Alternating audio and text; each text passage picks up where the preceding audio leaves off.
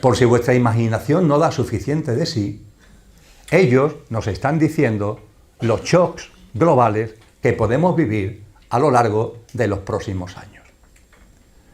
Y cuando se pone, es un listado de una decena aproximadamente de posibles shocks globales, donde incluso se incluye la posibilidad de un evento que venga de fuera de la Tierra. Hasta eso está metido en este pacto para el futuro a través del informe de la plataforma de emergencia. Y me parece que está muy claro cuando se lee que lo que nos están diciendo para que todo esté a la vista es que yo, que domino el mundo y que en el año 2024 he terminado de poner los cimientos y que a lo largo de los próximos años me voy a ir encargando de poner las plantas del edificio para que en el 2030 le pueda poner la bandera de obra finalizada, para que eso sea una realidad, yo dispongo de un cuadro de mando donde si el tren va bien encaminado, no voy a utilizar nada. Ahora, como yo perciba que el tren se me desvía, voy a dar a uno o a varios botones para que este rebaño de borregos no se me escandile. Y tienen la deferencia con nosotros de decirnos, oye, estos son los botones que tengo a mi disposición. ¿Los pulsarán? ¿No los pulsarán? Todo va a depender de si el tren sigue bien encaminado hacia el 2030 o se desvía. Si ven que se desvía, le damos a un botón, o a dos, o a tres, lo que haga falta para que el tren vuelva al raíl que nos interesa.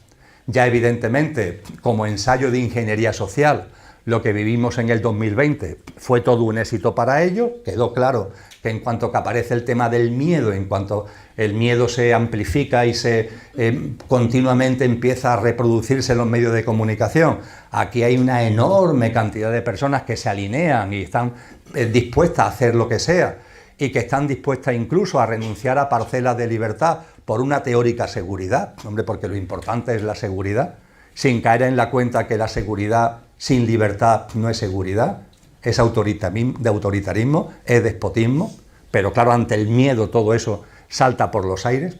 Y esa plataforma de emergencia, que ¿cómo se llama?, también está incluida en el Pacto para el Futuro.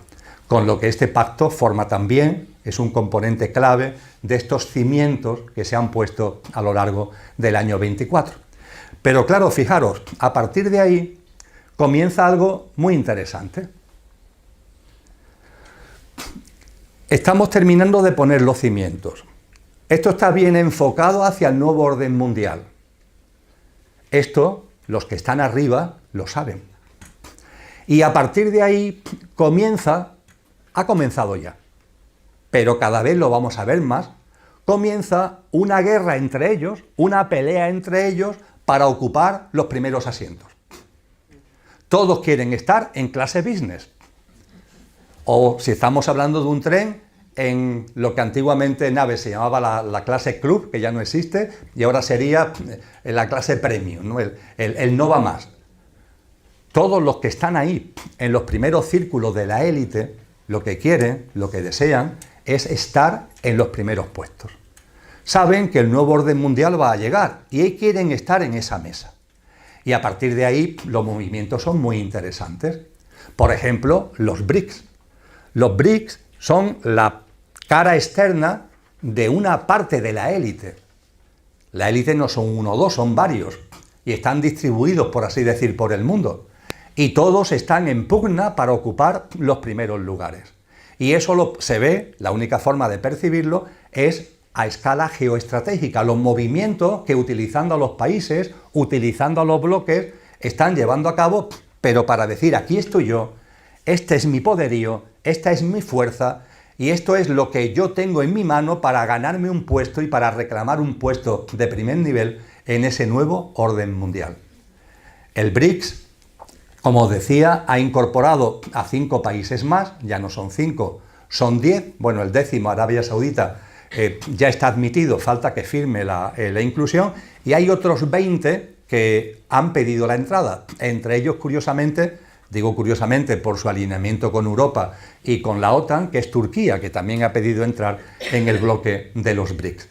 Hay una recomposición que lo que están pidiendo, lo que están buscando es hacerse notar. Decir, oye, que yo tengo poderío. A mí esto me recuerda un poquito en cuando yo, hace ya muchísimos años, afortunadamente hace ya muchísimos años, cuando estuve en política, dentro de los partidos políticos se celebran congresos. Y claro, todo el mundo quiere tener posiciones en las ejecutivas porque es la forma de garantizar después un puesto institucional. Si tú tienes una gran responsabilidad en una ejecutiva, de un tipo o de otra, pues entonces puedes reclamar después ser diputado, o ser concejal, o ser consejero autonómico, pero para eso tienes que tener peso orgánico, que dicen los partidos políticos. Y a partir de ahí, para tener tu peso orgánico, tienes que demostrar, oye, a mí es que me sigue esta agrupación, y me sigue la otra agrupación, y me sigue gente, y yo tengo detrás mía tanta gente. Esta gente son como cromos que yo llevo en el bolsillo y que pongo sobre la mesa para poner en evidencia el poderío que tengo y que yo, por tanto, me merezco un sitio de primer nivel. Bueno, pues salvando la distancia a una escala mucho mayor, aquí está pasando lo mismo. Los BRICS, la élite que está detrás de los BRICS, que yo diría que, sobre todo en el caso de China, es la élite como más fría, la que más está avanzando con más rapidez en todo lo que tiene que ver con lo virtual y con lo artificial, y con el control ciudadano a través de lo virtual y de lo artificial, pues esa élite que está además englobando a otros países, entre comillas, como bloque, están ahí, detrás del BRICS. Y el golpe en la mesa que han dado es muy importante. Como decía antes, en la reunión de finales de octubre, se ha acordado un sistema de pago virtual en el contexto de los países que pertenecen al BRICS. Los 10 que ya pertenecen y los que se vayan sumando, con el objetivo de quitarle poderío tanto al dólar, fundamentalmente al dólar, como también al euro. Es un sistema de pago virtual basado en criptomoneda, puramente digital, puramente virtual, y hay que entenderlo primero como un avance en el dinero digital, otro más, pero también hay que entenderlo como un reposicionamiento, como un decir, aquí estoy yo, para hacerse valer en orden a coger buenos sillones en esa mesa que se está redefiniendo ahora, cuando ya el nuevo orden mundial se han puesto los cimientos y lo que queda es construir las distintas plantas a lo largo de los próximos años de aquí al 2030. Y finalmente, hay muchas más cosas, pero en fin, resumidamente, las elecciones norteamericanas. Las elecciones norteamericanas, ciertamente, desde el punto de vista del juego de la élite, podríamos considerarla inicialmente como una sorpresa. Es decir, lo que representa Harris, la que ha perdido, lo que representa Harris, parece que está mejor alineado con la corriente mayoritaria que está ahí poniendo los cimientos y va a construir el edificio del nuevo orden mundial. De ahí que fuéramos muchos, yo el primero, que pensaba que Harris tenía que ganar, que la élite no iba a consentir que en un país que tiene su importancia geoestratégica hubiera como un elemento de disfunción que pudiera alterar sus planes, pudiera alterar su programa, pudiera alterar su agenda de alguna manera. No ha pasado esto. Y no solamente no ha pasado esto, sino que la victoria de Trump ha sido suficiente. Holgadilla. Vamos, no ha sido súper holgada, pero ha sido holgadilla. El que más y el que menos esperaba que estuvieran durante días o semanas debatiendo por los votos de un estado u otro. No. Ha pasado en anteriores elecciones. Ahora no ha pasado. Ha sido todo como muy rápido, como muy fluido. Desde el punto de vista del análisis que aquí estamos haciendo, hay que reflexionar, evidentemente. Y la reflexión que comparto con vosotros es que en los que de verdad están en el círculo 1 de la élite, se ha lanzado un mensaje muy claro de que las puertas del vagón de primera clase está abierta a todos entre ellos me refiero, a ti y a mí no, está abierta a todos ellos. A agachar la cabeza por seguir con ese ejemplo muy coloquial que utilizaba antes. El color de la actitud marca el color de los pensamientos y de las emociones, y los pensamientos y emociones conllevan acciones, reacciones, conductas, comportamientos que tienen el color de esa actitud. Pero claro, esto no termina aquí, nos dice la psicología, porque Los comportamientos, las conductas, las acciones, las reacciones se van repitiendo. De tal forma que si tú mantienes una actitud densa en la vida, tus emociones y pensamientos tienen ese color denso, tus acciones, comportamientos y conductas tienen ese color denso, pero claro, como se repiten, esa densidad en tus comportamientos y conductas se repiten, eso se convierten en hábitos, hábitos que tienen ese mismo color que tú estás impregnando a través de tus actitudes. Y esto no termina ahí, porque los hábitos van marcando, dice también la psicología, tu carácter. Fíjate que hemos partido de algo tan simple como la actitud con la que vivimos el momento presente, el aquí y ahora, y hemos llegado allá a cómo eso termina conformando, modulando tu carácter. Y eso ya no lo dice la psicología, lo decían los sabios griegos, y sería ya la conclusión. Y tu carácter conlleva e implica y modela tu destino. Tu carácter implica y modela tu destino. ¿Cuál ha sido el origen, tirando del hilo, cuál ha sido el origen de la madeja? El aquí ahora, la actitud en el aquí ahora. Por eso, insisto, el aquí ahora es nuestro ámbito sagrado de libertad, donde tenemos efectivamente la libertad de modular el color, la frecuencia vibracional con la que vivimos cada instante y cada momento. Y esto no es un asunto baladí, porque termina impregnando nuestras emociones, nuestros pensamientos, nuestras conductas, nuestros comportamientos, nuestros hábitos, nuestro carácter y atendiendo a los sabios griegos e incluso a nuestro destino. Así que si somos capaces de cultivar la serenidad, esa serenidad es la garantía de que la actitud con la que vivimos el aquí y ahora va a tener una vibración alta. La serenidad llena nuestra actitud cotidiana y constante de una alta vibración que va a terminar afectando a nuestro mundo emocional, a nuestro mundo mental, a nuestra práctica de vida y finalmente incluso a nuestra forma de ser como carácter y a nuestra forma de andar por la vida. Así que fíjate si estamos hablando de algo realmente importante y significativo. Entonces, claro, cuando todo esto lo contemplas, cuando todo esto lo ves y lo ves con absoluta claridad, meridianamente claro, esto evidentemente produce una transformación enorme. Y cuando yo volví a la cama de la UCI, aparte de otras cosas, desde luego sí, lo que intelectualmente podía haber entendido, todo tiene su sentido profundo, todo tiene su para que la vida siempre te abraza, lo tenía muy claro intelectualmente, pero esto ya para mí no es algo intelectual, es una experiencia, una vivencia directa. Dicen por allí que no es lo mismo estar dentro del laberinto que mirarlo desde arriba.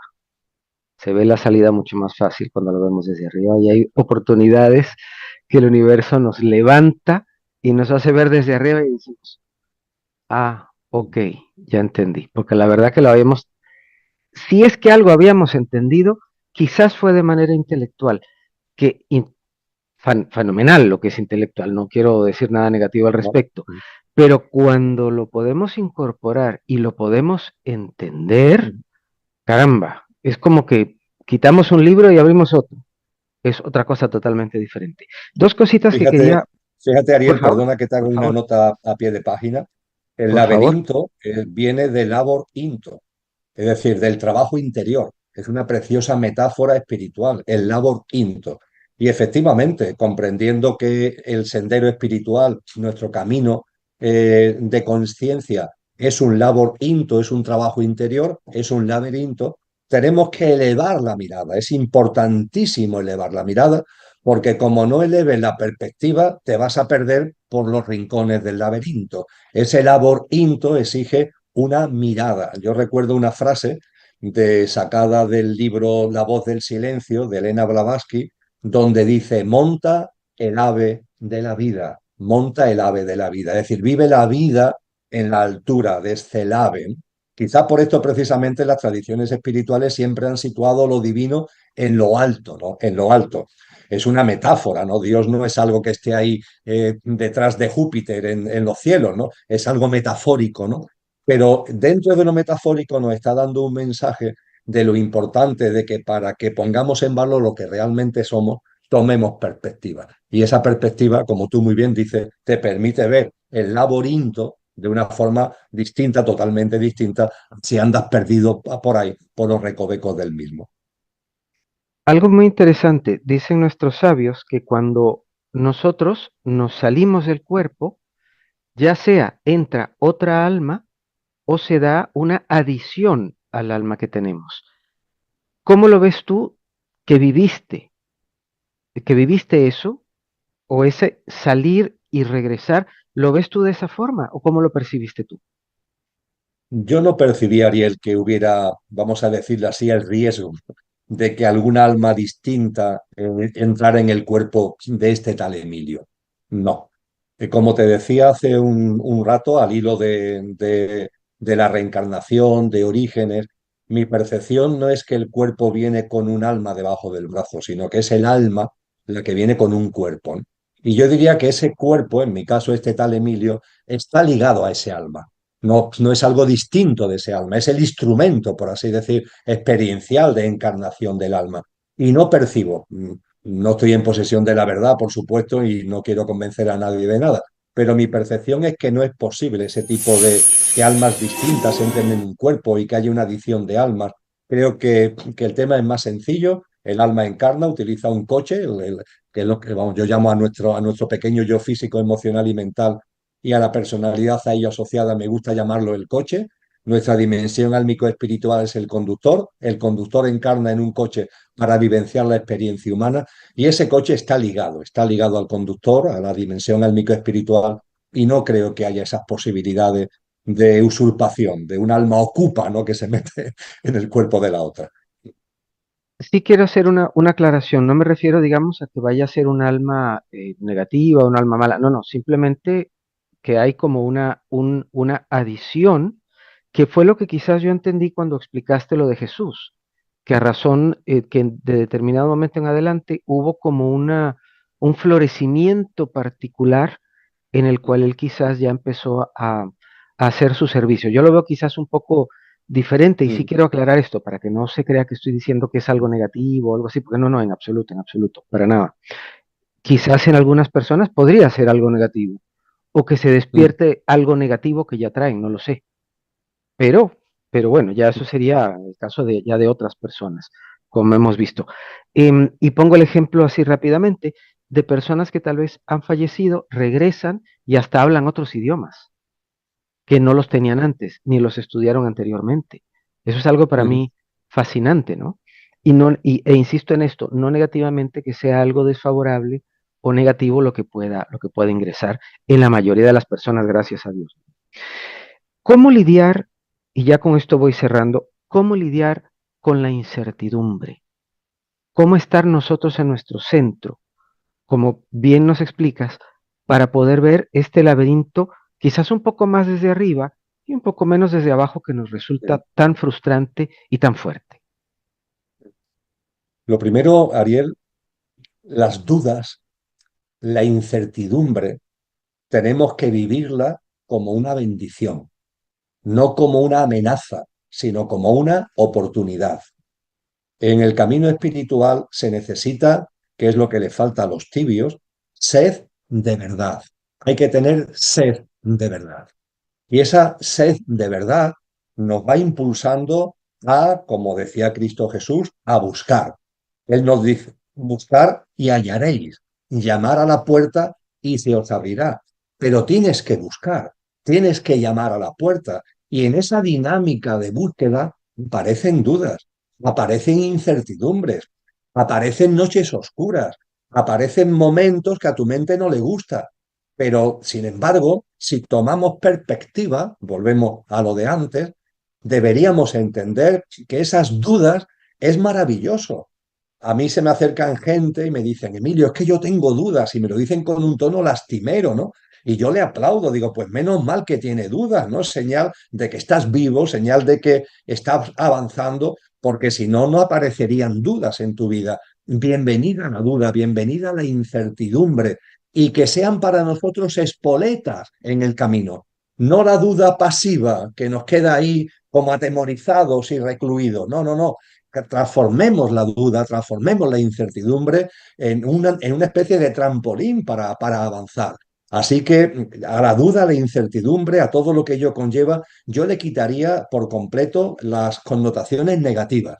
Y dicho esto, también tengo la seguridad es una seguridad aprendida de los grandes sabios y también experimentada. Tengo la seguridad de que en la medida en que vamos avanzando en este camino, esa sed de verdad nos va llevando por este sendero, también vamos percibiendo patrones concretos de cómo se va desenvolviendo la vida. Los patrones están por ahí dentro de la vida, con lo que, aunque la incertidumbre no desaparece, y bienvenido sea eso, sin embargo, sí empezamos a tener un discernimiento sobre los sucesos. Por ejemplo, sin entrar en detalles, porque nos llevaría a un tema monotemático, no monográfico en un encuentro nuestro. Hemos hablado, estamos en el final de los tiempos y hemos hablado, debemos estar atentos a los signos de los tiempos, etcétera, etcétera, ¿verdad? Bueno, pues ahí estamos llamados a percibir patrones y yo modestamente percibo los patrones de esta distopía en la que estamos, lo percibo. Percibo que más allá de la inestabilidad, de la inseguridad, aquí hay un camino que tiene que ver con el acercamiento y el desenvolvimiento de ese parto que lo podemos ver, que lo podemos percibir.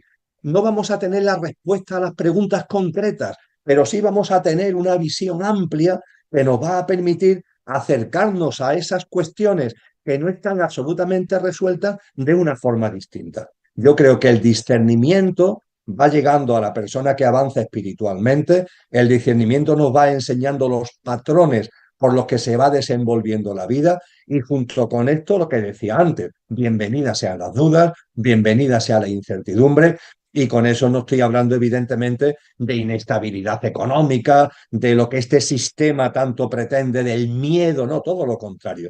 Aquí no se trata de favorecer el trípode del peligro existencial que este sistema promueve, miedo, inseguridad, inestabilidad. No, se trata de espiritualmente darnos cuenta que la sed de verdad nos va llevando por un camino donde además de que vamos percibiendo patrones que van dándonos luz ante la incertidumbre, pero es que la propia incertidumbre y la propia duda forma parte del camino y tenemos que acogerla como una bendición en el corazón y en el alma. Abramos los ojos. Él mismo por su currículum, por su foto actual, por su dinámica de vida y sus alianzas con la de Elon Musk como máximo exponente, ¿cómo vamos a pensar que el mayor puesto político del planeta, que es la presidencia de los Estados Unidos, ahí no se llega por casualidad? ¿Cómo vamos a pensar que el mayor puesto político que hay en la Tierra y la mayor fortuna con diferencia que hay en la Tierra, su alianza va contra la élite?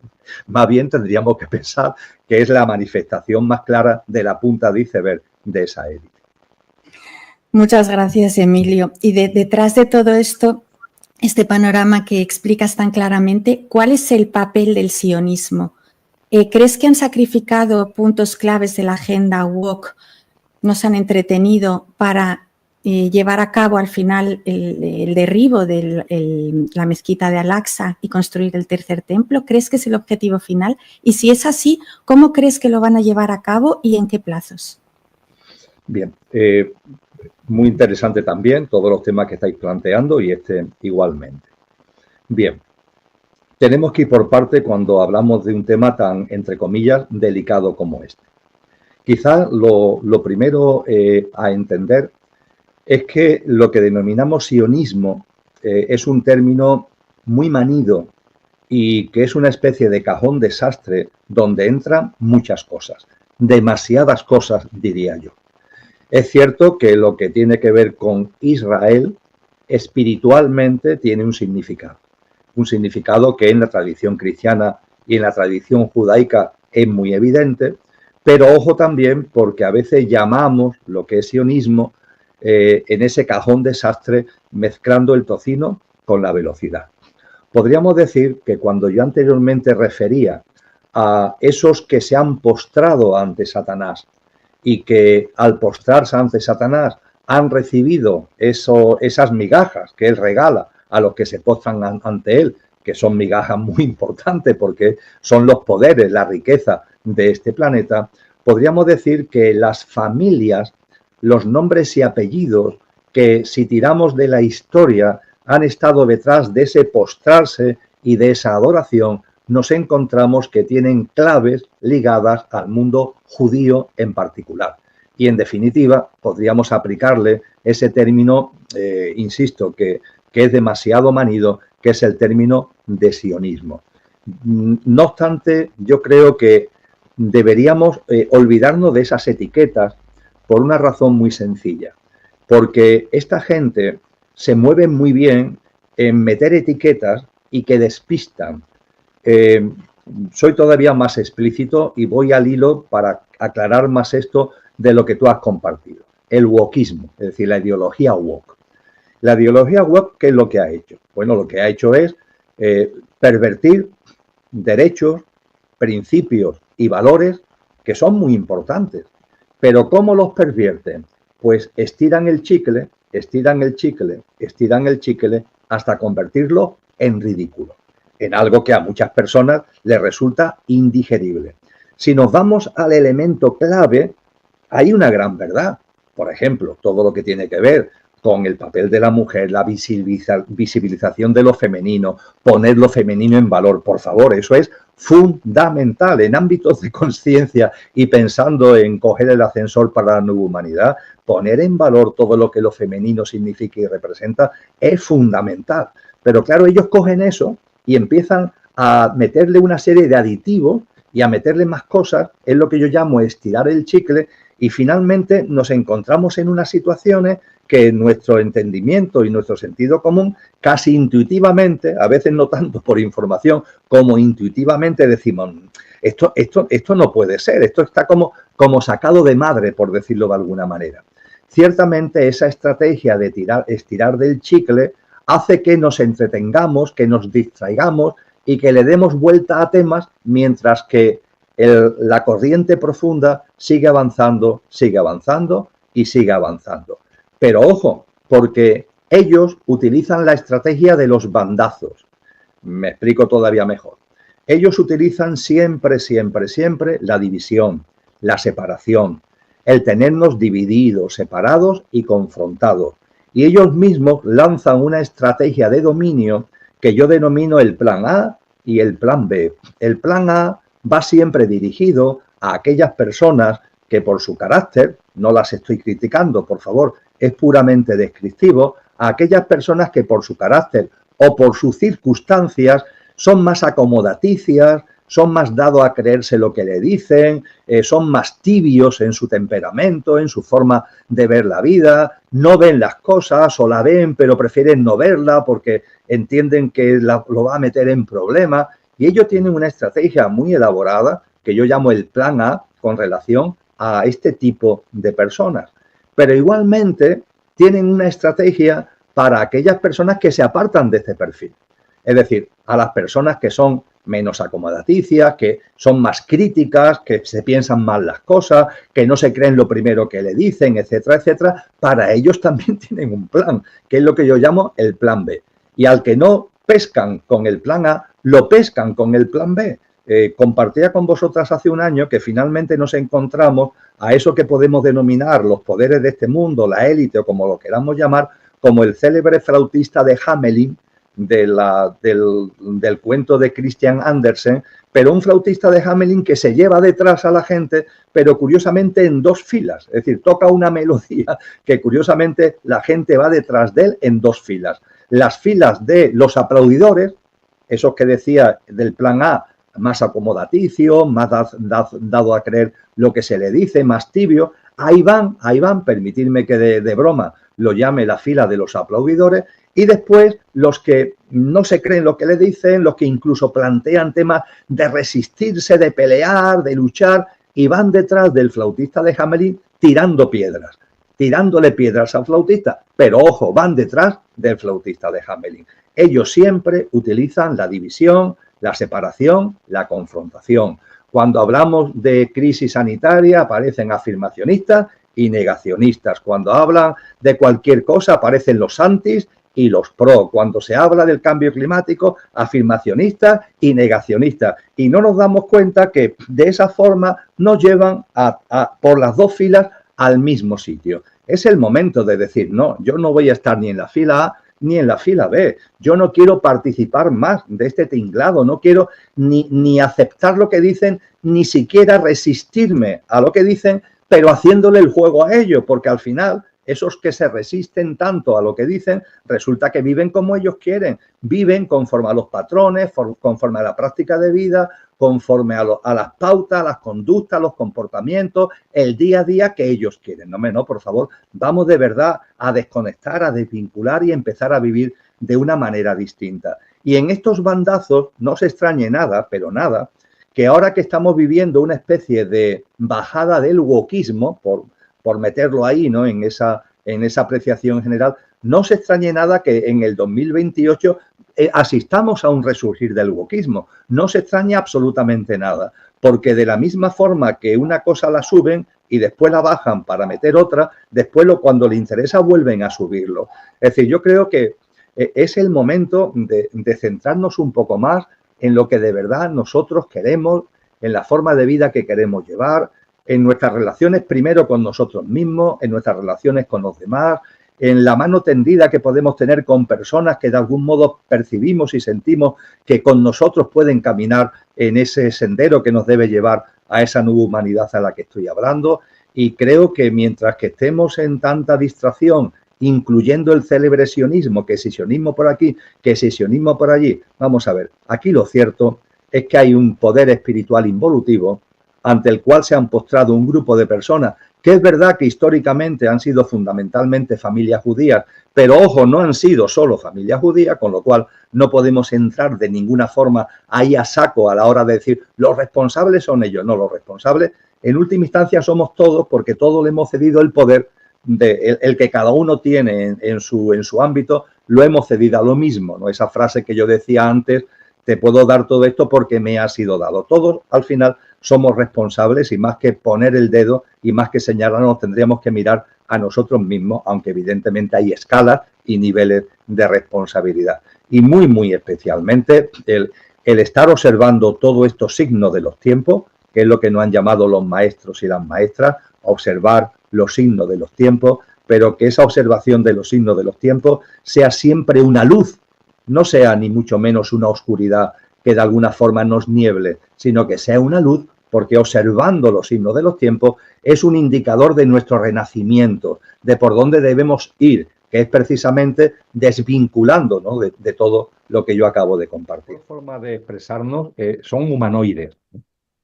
Humanoides, fundamentalmente humanoides tiene como significación manas, que es una palabra sánscrita que significa capacidad mental. Todos los humanos tenemos capacidades mentales. Estas formas de vida tienen también capacidades mentales, más o menos desarrolladas. Las hay que la tienen más desarrolladas o menos desarrolladas. Y también la configuración bípeda. Esa es otra característica de las formas humanoides. Pero después la morfología puede ser muy distinta. Es decir, nosotros tenemos una morfología de mamífero, entre comillas, la humanidad terrestre. Tenemos manas, capacidad mental, somos bípedos y nuestra morfología es de mamífero, aproximadamente de mamífero. Es decir, a lo que más nos parecemos de los reinos de la naturaleza es al mamífero. Pero los que han estudiado estas cosas nos dicen que es perfectamente posible que del mundo reptil, del mundo reptiliano, también surjan formas humanoides, manas, bípedos, pero tienen una morfología reptiliana. Incluso hay quien dice que es posible que tengan también una morfología tipo insecto, que también es posible. Y es más, estamos hablando del mundo animal, pero ¿y del mundo vegetal? ¿Es posible que haya una morfología vegetal, eso sí, bípeda y con capacidad mental? Es decir, ahí se abre un abanico interesante, pero que es muy necesario el recordarlo por lo que vamos a hablar ahora. Los seres intraterrenos. Mi percepción es que claro que existen los seres intraterrenos, claro que existen. Percibo, y no porque a mí se me haya ocurrido, sino que lo que es mi experiencia personal, que la he tenido, está fundamentada en las enseñanzas de muchos sabios y sabias a lo largo de la historia. Es muy importante tener esto en cuenta.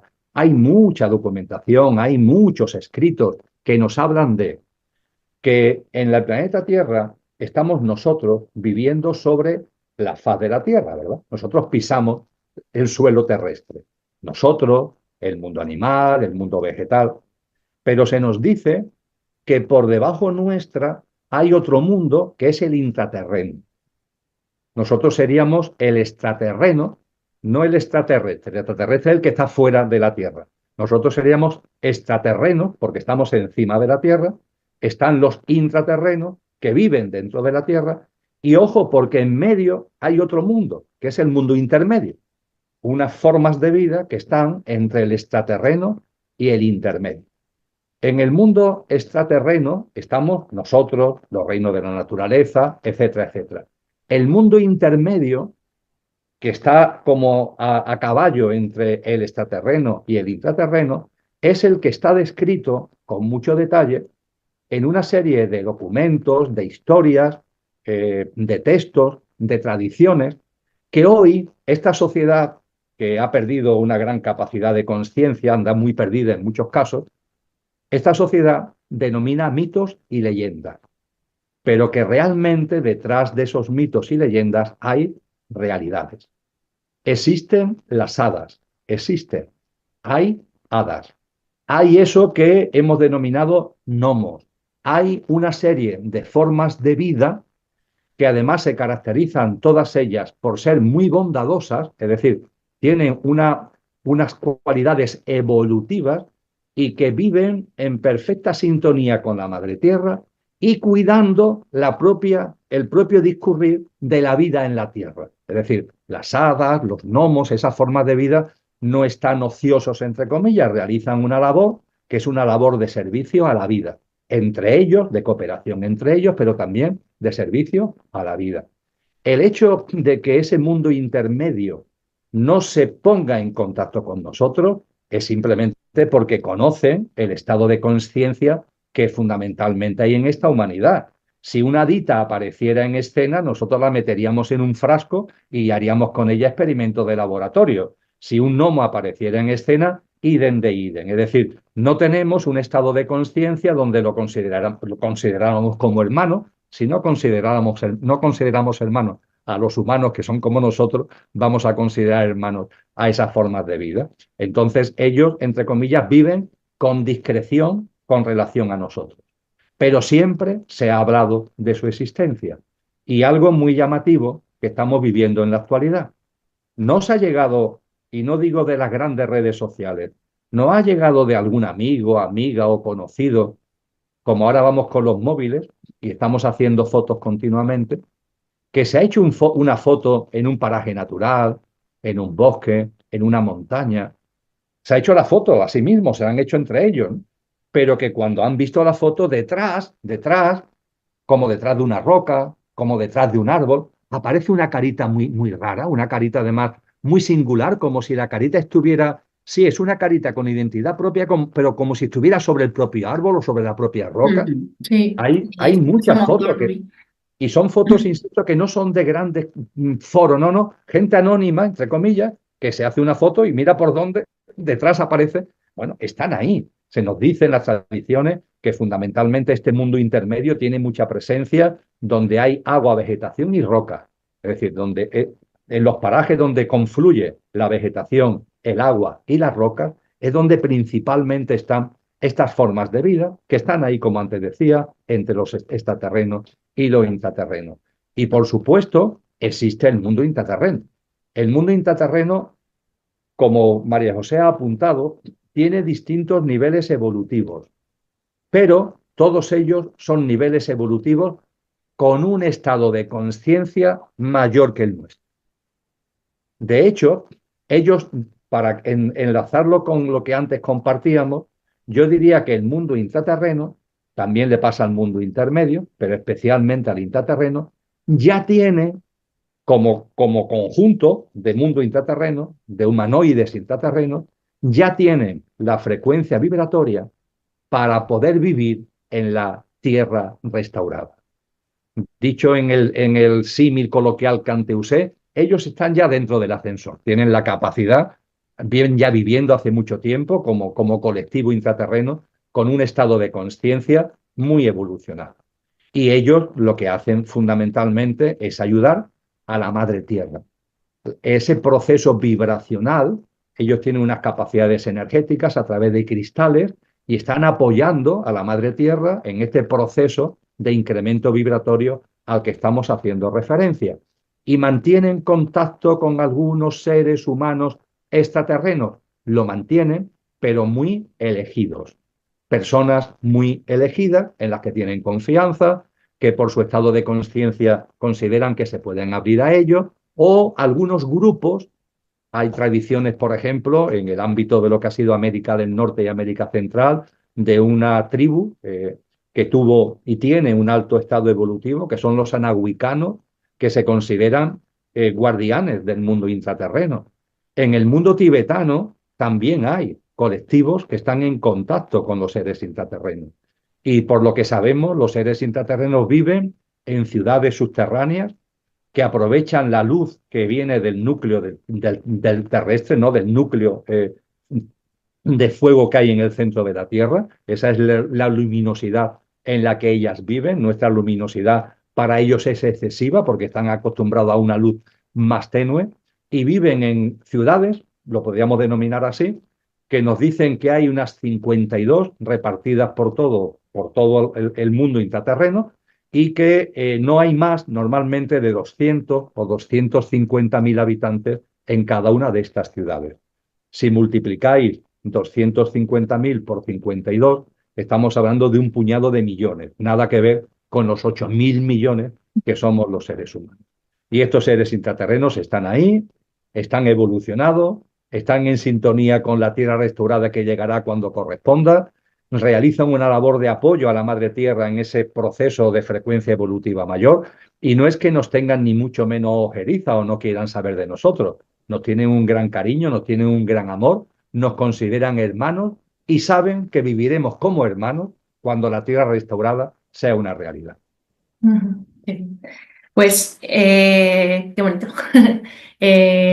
Estamos ahora notando, o sea, volviendo al tema anterior, nos quedan como dos preguntitas para más o menos para acabar. Hago yo esta, ¿no? Vale.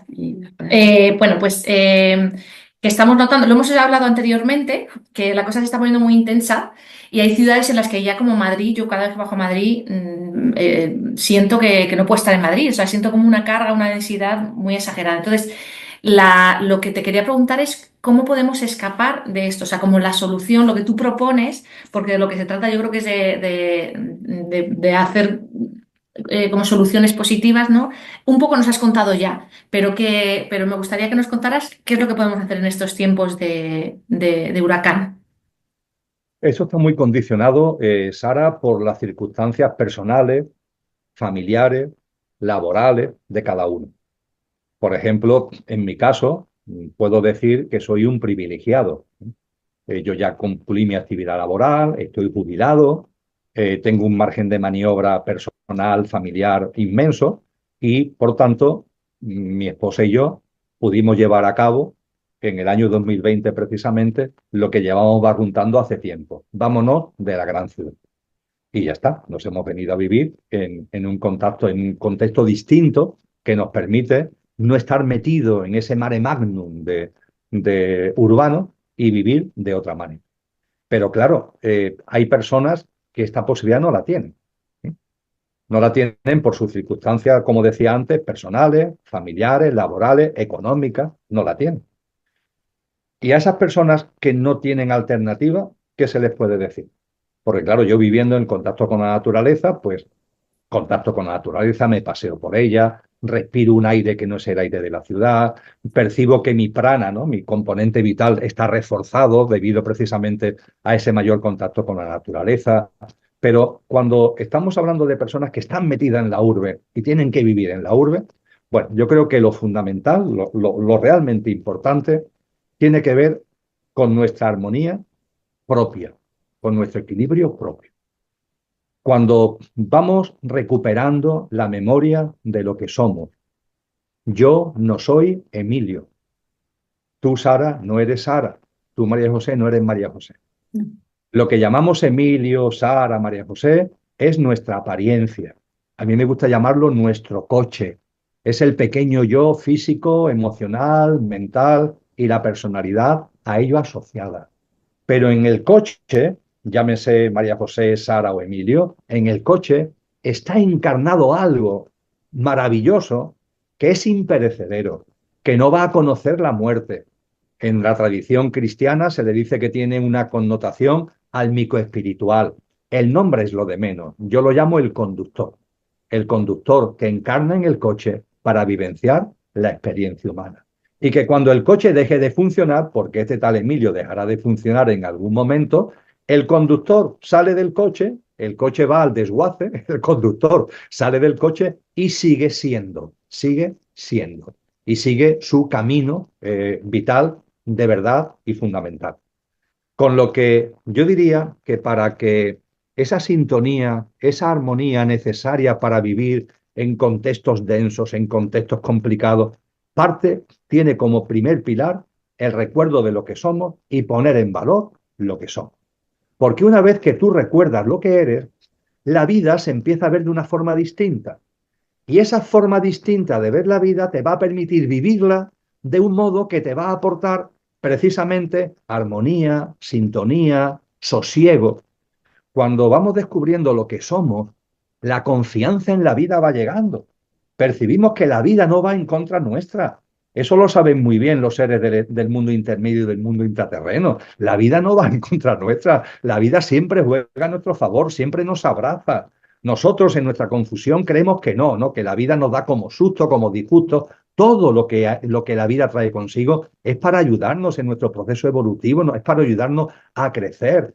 La confianza en la vida es fundamental. No te agobies con tantas preocupaciones, con tantos afanes. Intenta vivir un poquito más en el momento presente. Intenta, en la medida de lo posible, no estar en ese culto a la velocidad tan extremo. Lo de la medida de lo posible es muy importante, porque hay gente que me dice, mira, Emilio, yo no puedo, por mis circunstancias, yo no puedo dejar de ir corriendo de un sitio a otro. Si tú supieras mi vida, lo que... Ya, pues mira, siempre puedes disminuir un poquito tu velocidad. Yo no te digo que de ir a 200 por hora pases a 0. Eso sería conseguir el máximo. Pero es que no se trata de conseguir el máximo, sino el máximo que puedas. Que puedas. Si puedes avanzar en esto 5, avanza 5. No vas a llegar a 10, no pasa nada. Tú, si puedes llegar a 5, haz 5. Si puedes llegar a 3, haz 3. Si puedes llegar a 1, haz 1. Porque esa es la forma de avanzar. Porque si haces 1, se te va a abrir la puerta del 2. Si tú de ir a 200 por hora bajas a 190, eso que has logrado de bajar, de ir a 200 a 190, te va a facilitar el bajar a 180. Y vas a entrar en una dinámica vital distinta que poco a poco, te va a ir metiendo en esa dinámica de sintonía, de armonía a la que vengo haciendo referencia. Vamos a ir intentando vivir en medio de la ciudad de otra manera. La ciudad no tiene muy poco prana porque todo es asfalto, porque todo es cemento, pero hay parques. En las ciudades hay parquecitos. Acércate a ese parque de vez en cuando. Si te puedes descalzar, descálzate. Si te da vergüenza, no te descalce, pero por lo menos respira ese aire en medio de ese parque. Si puedes abrazar un árbol, abrázalo, porque te va a dar fuerza. Si te da vergüenza abrazarte un árbol, por lo que pueden decir, siéntate disimuladamente y apoya la espalda en el árbol y únete a él sabiendo que estás recibiendo fuerza de la naturaleza. Eso, los parques están ahí a nuestro alcance y hay también vacaciones y hay días libres en los que uno puede moverse y desplazarse a sitios naturales del contexto más cercano. Podemos vivir con un menor culto a la velocidad, podemos vivir con menos ansiedad, podemos vivir sin intentar competir con todo. Es verdad que esta sociedad rara, anquilosada en la que estamos, con ese nuevo orden mundial cada vez más configurado, ¿qué es lo que nos enseña? A competir. Pero el competir, ¿por qué tenemos que competir? Vamos a dejar de juzgar a la vida, vamos a dejar de juzgarnos a nosotros mismos, porque muchas veces somos muy duros con nosotros mismos, vamos a dejar de juzgar a los demás. No intentamos convencer a nadie de nada, lo hemos compartido aquí, María José y Sara. Aquí no estamos para convencer a nadie de nada. Yo no quiero convencer a nadie de nada. Aquí estamos charlando, dialogando entre amigos y estamos poniendo de manifiesto determinados pareceres y determinados criterios. Ahora que cada persona haga lo que considere oportuno y lo vamos a respetar al máximo. Oye, cada cual tiene su sentido común, su discernimiento. Tamizar esto, pasarlo por el filtro común, por el filtro de vuestro sentido común y de vuestro discernimiento. Pero aquí no estamos para convencer a la gente. Pero es que en la dinámica de vida muchas veces nos metemos en esos líos. Queremos convencer a la gente, nos enfadamos cuando no piensan lo que nosotros pensamos. Uf, uf. Es a esto a lo que tenemos que decir. Ya está, ya está. Y creo que es tan de puro sentido común, vuelvo a utilizarlo, aunque dicen que es el menos común de los sentidos, pero en fin, es tan de puro sentido común. Y claro que todos podemos, ahora metido en el lío de la urbe, todos podemos empezar a vivir de una manera distinta.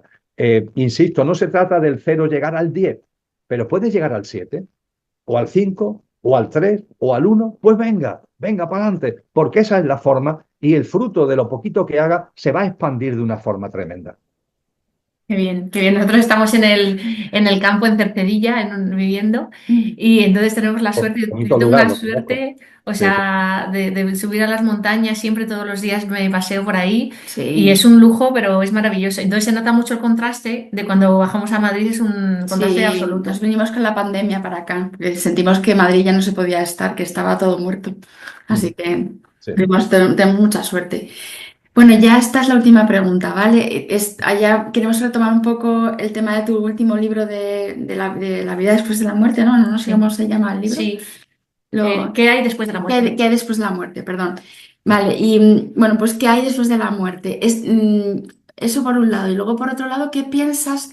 Nosotros sabemos que, no sé si tú tienes ese conocimiento, sabemos que hay seres, o tenemos la experiencia de que hay seres que están como esperando que la gente se muera, que son negativos, energías psíquicas negativas que para hacerse pasar por familiares o por maestros ascendidos o ángeles, lo que sea, pero que luego les devuelven como A la Matrix. a la Matrix, a la rueda de las encarnaciones. No sé si eso tú esa información la manejas o no. Bien. Mira, lo que hay después de la muerte está descrito por todas las tradiciones espirituales, de todas las épocas, de todas las culturas y de todas las geografías. Han hecho referencia a ello multitud de sabios y sabias a lo largo de la historia de la humanidad. Tenemos muchos textos, desde los sacados de los jeroglíficos del antiguo Egipto al libro tibetano de los muertos, por poner solo 2 ejemplos. Tenemos muchos textos. Tenemos muchas experiencias cercanas a la muerte que nos hablan de lo que hay más allá de la muerte. Esas ECMs hoy se han multiplicado, hay muchas en el momento actual, pero siempre lo ha habido. A mí me gusta recordar que en la República de Platón, que es el libro donde Platón recoge los diálogos que tuvo con su maestro, con Sócrates, imaginaros, los diálogos ni más ni menos que entre Platón y Sócrates, pues las últimas páginas de la República, que es un libro gordito, las últimas páginas narran con precisión una experiencia cercana a la muerte de un soldado armenio llamado con un detalle inmenso que se parece bastante a lo que hoy también se comparte por personas que han o hemos tenido experiencias cercanas a la muerte. E igualmente no nos olvidemos, junto a todo esto, tradiciones espirituales, sabios y sabias, textos y documentos, experiencias cercanas a la muerte, hay personas que tienen el don de ver desencarnar. Es un don que no es sencillo de gestionar, ¿eh? Eso, yo quisiera tener ese don. Bueno, no es sencillo. No. Claro. Yo aconsejo ver la película El sexto sentido, Sí. tan maravillosa, y el niño que es protagonista con Bruce Willis de la película, tiene ese don. Y el chico lo pasa muy mal con ese don, hasta que aprende a gestionarlo, afortunadamente aprende a gestionarlo, ¿no? Bueno, pues cuando todo esto lo unimos, porque son fuentes de información. Creo que esto es importante. Yo he estado 31 años dando clases en la universidad, el tener fuentes en el mundo académico. ¿Y cuáles son las fuentes? Pues todo esto son las fuentes. Repito, todas las tradiciones espirituales de todas las épocas, de todas las geografías, de todas las culturas, los grandes sabios y sabias, textos y documentos muy, muy variados, las experiencias cercanas a la muerte, las personas que tienen el don de ver y nos cuentan humildemente y muchas veces anónimamente lo que hay más allá. Y finalmente, cuando todo esto lo unimos, ¿qué hay? Pues muy sencillo. Nosotros vivimos aquí, ahora el conductor se ha encarnado, el conductor de cada uno, como antes decíamos, utilizando el símil anterior, se ha encarnado en un coche. Coche Sara, coche María José, coche Emilio, aquí estamos. Y estamos en una habitación de la vida. La vida es enorme y nosotros estamos ahora encarnados en una habitación de la vida, que es el plano físico material. Cuando fallecemos, ¿qué es lo que ocurre? Que el conductor que ha encarnado aquí sale y va hacia otra habitación que está aquí. De la habitación de la vida en el plano físico, vamos a otra habitación de la vida que no es material y que podemos denominarla, por llamarlo de alguna forma, el plano de luz. Es lo que el cristianismo llama el cielo, lo que las tradiciones orientales llaman el Devachan, el plano de luz. Y, ojo, entre la habitación de la vida en el plano físico y la habitación de la vida en el plano de luz, hay como un pasillito. Para ir de esta habitación a esta, cuando salimos de esta habitación, vamos a esta por un pasillito. Este pasillito es lo que hoy se denomina el tránsito. En el libro tibetano de los muertos se le llama el bardo, también se le ha llamado históricamente el estado intermedio. Hoy el término que más se usa es el tránsito. Habitación de la vida en el plano físico, tránsito, habitación de la vida en el plano de luz. Con lo que cuando desencarnamos de aquí, por el tránsito, vamos aquí. Aquí, ¿qué es lo que dejamos en cuanto que morimos? Nuestro cuerpo físico, ya está, se queda aquí. También se queda nuestro cuerpo energético, todo lo que tiene que ver con los chakras, con los nadis, nuestra energía vital, todo eso también aquí se queda y se diluye. Ya está. El cuerpo físico entra en descomposición o se le incinera o entra naturalmente en descomposición y el cuerpo etérico, que es como le llaman los antiguos, que el cuerpo energético, se disuelve en 48 o 72 horas. El conductor inicia su camino hacia el plano de luz. Ahora bien, ese conductor todavía tiene como adherido en el tránsito, cuando está en el tránsito, antes de llegar al plano de luz, tiene como adherido nuestro mundo emocional y nuestro mundo mental. Porque nuestro mundo emocional y mental es más sutil, no es como el físico, es más sutil. Y necesita que se disuelva, porque al plano de luz solamente puede llegar el conductor tal cual, la dimensión álmica espiritual tal cual. No pueden quedar restos del coche y por tanto lo emocional y lo mental también tiene que quedarse atrás.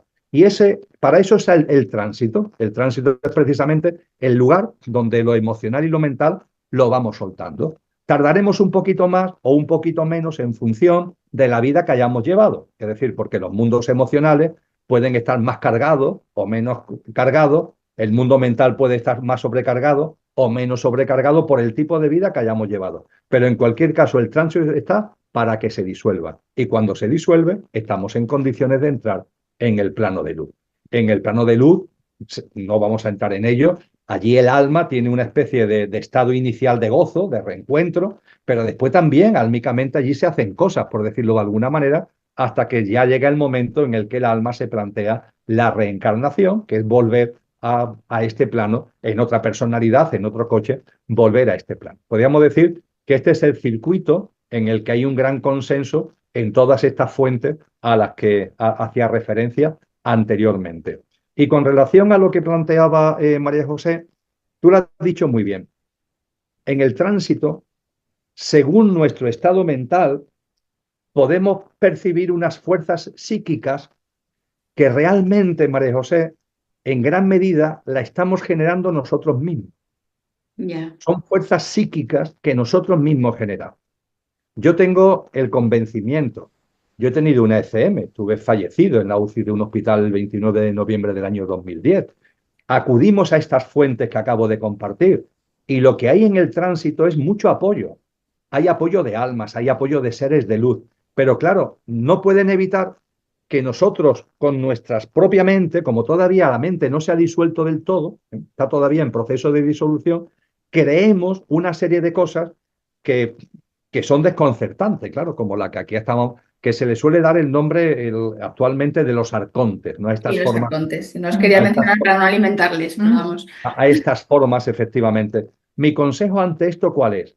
Ni caso, María José, ni caso. No, ni caso, claro. Es decir, es verdad que pueden, sí, pero son creadas por nosotros y por tanto lo que tenemos que intentar es llegar al momento del día, o sea, lo que yo llamo la buena muerte. Es decir, vamos a intentar que llegue cuando llegue la muerte, que no sabemos cuándo va a llegar, pero que sea una buena muerte. Y la buena muerte no me refiero a la manera de morir, accidente, enfermedad, no, me refiero a nuestro estado de conciencia. Que estemos, ese sosiego que hablábamos anteriormente, esa armonía, esa paz, que la vayamos cultivando, porque finalmente nos dicen los maestros que el tránsito va a ser de la forma en la que hayas vivido en el plano físico. Es decir, el tránsito, cada uno tiene su propio tránsito. El formato es el mismo, de la habitación de la vida en el plano físico, la habitación de la vida en el plano de luz, en el tránsito donde se disuelve lo emocional y lo mental. El protocolo es el mismo, pero la forma de vivirlo va a depender en gran medida de cómo tú hayas vivido. En cuanto que vivimos de una forma, yo diría, más consciente, pues nuestro mundo mental tiene una mayor vibración y nuestro mundo emocional, con lo que la disolución es más sencilla, no hay tanta densidad y la disolución es más sencilla, y hay menos riesgo de generar este tipo de confusiones como las que estamos compartiendo. A no romper con la vida, porque la vida que estaremos viviendo, insisto, será una vida que no merece tal nombre. Y la digitalización es fundamental, porque además la digitalización va enfriando el espíritu humano. Tener en cuenta, el riesgo no está en que las tecnologías nos coman. Las tecnologías, si se desarrollan, puede ser que se conviertan en autónomas y nos ataquen. No, ese no es el riesgo. El riesgo es que nosotros nos convirtamos en engranaje de las tecnologías por voluntad propia. Ese es el riesgo serio. El quid de la cuestión no está en que la tecnología nos coma, no, sino que nosotros, repito, en nuestros hábitos de vida, en nuestros patrones de vida, nos vayamos convirtiendo en engranaje más de las tecnologías, que es, por cierto, lo que hacemos ya cuando nos metemos en el ChatGPT, pongamos por caso. Y permitidme que me detenga con el ChatGPT, porque creo que es algo que mucha gente está ya utilizando. Cuando se le pregunta algo al ChatGPT, yo hoy viniendo en el AVE me he entretenido haciéndole algunas preguntas. Es verdad que es un sistema que te responde educadamente, rápidamente, y que te estructura muy bien la información. Ahora bien, le he hecho distintas pruebas, Lo venía también haciéndole pruebas antes, no solamente esta mañana. Cuando se prueba el ChatGPT, que es muy simple de ver, primero, que recoge una información que la inteligencia artificial no ha creado. Está creado por otros. Ella lo que hace es un barrido de datos y te lo pone delante. Ella no crea nada. Esto además está levantando muchas ampollas de protección de datos, de derecho de propiedad intelectual, porque la IA barre. Y todo lo barre, lo clasifica, y te responde y te da lo que tú quieres saber o crees que te está respondiendo ese sistema. Esto es lo primero. Pero lo segundo y más grave es que cuando realiza el barrido no barre la totalidad de Internet. Sus algoritmos hacen que solamente barra de páginas web que están en sus algoritmos autorizadas. Y las páginas que no interesan, hay algoritmos para invisibilizarlas. Con lo cual, cuando vosotros recibís una información a través de la IA está reproduciendo el pensamiento único, porque lo que no tenga que ver con el pensamiento único desaparece, no se pone encima. A veces, para disimular, sucede, por ejemplo, con el tema del tratado de pandemia, pues deja caer un par de líneas, como diciendo que hay personas que opinan de otra manera. Hombre, se agradece. Pero ya está, es decir, como para quedar bien, ¿no? Fíjate qué generoso soy o generosa soy, que en la información que te doy te digo que hay gente que no está de acuerdo, pero después te viene todo lo que tiene que decirte para que sea lo que tú, y esto lo están haciendo ya muchos chicos y chicas, lo que reproduces en tus trabajos, lo que reproduces en tus proyectos. Esos estudiantes universitarios que acuden al ChatGPT para que le informe cuáles son las aportaciones de Platón, pongamos por caso. ¿Tú no te das cuenta que cuando te metes en el ChatGPT hablando de las aportaciones de Platón, te va a dar la información sobre Platón que los algoritmos de la GPT consideran oportuno? Os aseguro que el ChatGPT, bueno, lo personifico en el ChatGPT, la inteligencia artificial, cuando le preguntéis sobre enseñanzas, saberes de Platón, no va a decir nada de que en las últimas páginas de la República, que es el libro fundamental de Platón, porque recoge los diálogos con su maestro, con Sócrates, que además de ser algo inmenso, el diálogo entre Sócrates y Platón, vamos, dos almas sublimes, ¿no? Además de ser el diálogo entre ellos dos, tiene la circunstancia de que Sócrates no se conoce que escribiera nada, con lo cual esto es una joya, porque Platón nos acerca el pensamiento y las enseñanzas de Sócrates en el diálogo que en la República mantiene con él. Y por si esto fuera poco, en las últimas páginas se nos narra con detalle una experiencia cercana a la muerte, la de un soldado armenio llamado que muere en el campo de batalla. Cuando termina la batalla, los ejércitos se dan una tregua para recoger los cadáveres, recogen el cadáver de se lo entregan a su familia, y cuando están haciendo los ritos funerarios, vuelve a la vida. Y vuelve a la vida, y en el diálogo de Sócrates y Platón, ni más ni menos, se narra con detalle la ECM que tuvo esta persona. Una ECM además muy curiosa, porque no se quedó en el túnel de luz, sino que llegó incluso al plano de luz. Y no es un párrafo, son varias páginas. Para los que estéis más interesados, ahí tenéis La República. Además lo tenéis en internet y en la librería. Es un libro que se vende casi por nada, porque no interesa, parece ser, absolutamente a nadie. Ni siquiera posiblemente a los estudiantes de filosofía, que cuando quieren saber qué es lo que dijo Platón, le dan a la IA para que le haga un resumen. Pero en ese resumen es obvio que se obvian determinadas cosas que en los algoritmos, ¿cómo voy a hacer referencia a una experiencia cercana a la muerte? ¿O cómo voy a dar detalles de cómo en las ciudades de la Atlántida, en los diálogos de Platón? Ese tipo de cosas se difuminan, desaparecen, se invisibiliza, con lo que la IA, sin darnos cuenta, nosotros mismos nos va convirtiendo en un engranaje, porque reproducimos, somos como reproductores. Le damos al botón y queremos que mandamos nosotros, pero no, quien manda es ella, y nosotros nos convertimos finalmente en unos terminales que divulgamos, que reproducimos lo que ella ha puesto a nuestra disposición, con unos algoritmos perfectamente definidos que fomentan cosas e invisibilizan otras. Esto es muy fuerte, pero es así. Y ojo, no estoy diciendo con esto que las tecnologías sean malas, por favor, ya está bien de dualismo. Ahora bien, tenemos que usarla con responsabilidad. Yo no digo que un estudiante, por ejemplo, para hacer un primer acercamiento a la obra de Platón, no le pregunte a la IA, porque te puede dar un esquema que te puede servir como base. Ahora bien, como base, ahora tú tienes que estudiar, tú tienes que leer, tú tienes que complementar. Es tuya la responsabilidad de no convertirte en una especie de loro que repite lo que se ha dicho que es, sin cuestionarse si lo que estás tú reproduciendo es verdad o no. Por cierto, lo mismo que me pasa a mí, os pasa a vosotros con los mensajes que nos llegan a los móviles, que muchas veces los reproducimos sin tomarnos siquiera la más mínima molestia en ver si ese vídeo, en ver si ese mensaje tiene de verdad una coherencia, una sustancia y se acerca mínimamente a lo veraz. Lo reenviamos como si tal cosa, a veces para quedar bien con los amigos, a veces para que en determinado grupo de WhatsApp yo también tener presencia. Me llega algo que por el título o lo que sea me llama la atención y lo reenvío. Un acto de franca irresponsabilidad. Nos estamos convirtiendo en engranajes, y el engranaje final, por así decir, el más tontón de este contexto tecnológico. Pues bien, cuando hacemos referencia, quiero volver a por lo que he sacado todo esto, que es la importancia que para el nuevo orden mundial tiene la digitalización de la sociedad. Y el pacto digital global, aprobado en el contexto del pacto para el futuro, es una clara muestra al respecto. Un pacto para el futuro que además no se queda ahí, sino que tiene como una última perla, bueno, son muchos elementos, no me voy a detener en ello, hay muchos elementos a analizar.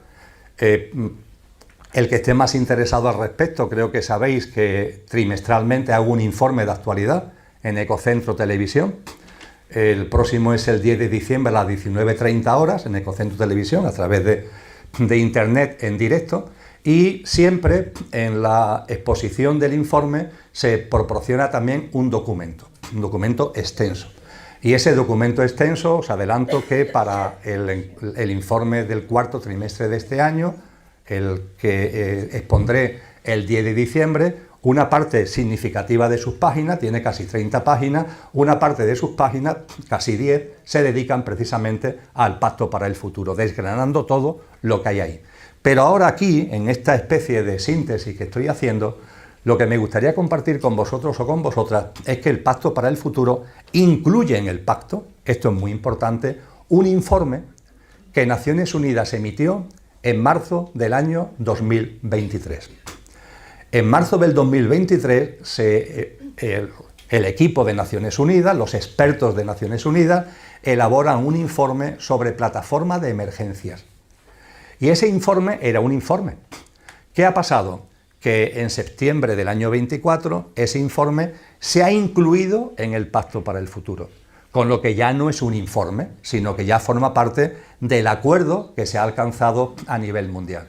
Y ese acuerdo, porque ya no es solamente un informe, repito, es un acuerdo, ¿qué es lo que nos dice? Pues para los más curiosos no tiene desperdicio, porque empezaba diciendo que para el año 2024 había quien anunciaba que si nuevas crisis sanitarias, que si grandes emergencias climáticas, que si guerras mundiales. Pues bien, en el Pacto para el Futuro, al recoger ese informe, se hace un análisis detallado de lo que se denominan los shocks globales que puede vivir la humanidad. Hay un aspecto de la serenidad que es precisamente el ancla necesaria para ubicarnos en el presente, en el aquí y ahora. Si no estamos serenos, porque pensamos en lo que ha pasado o tememos de lo que pasará, evidentemente no estamos en el ahora. Y la serenidad nos da esa oportunidad, anclarlos aquí y ahora. Y este aspecto, creo que como herramienta incluso, serenidad como algo útil dentro de este marco de transformación, de evolución, es de una riqueza tal que no sé si la sabemos apreciar. ¿A ti qué te parece? Compartíamos antes cómo, debido al supermercado espiritual, a la New Age, la meditación se ha hecho de esa capa, se ha hecho un sayo, hacer de la capa un sayo de la meditación. Se ha sacado de contexto por completo y se habla de meditación cuando realmente se está hablando de otra cosa. Oye, que es respetable, la relajación es respetable, pero no tiene que ver nada con la meditación.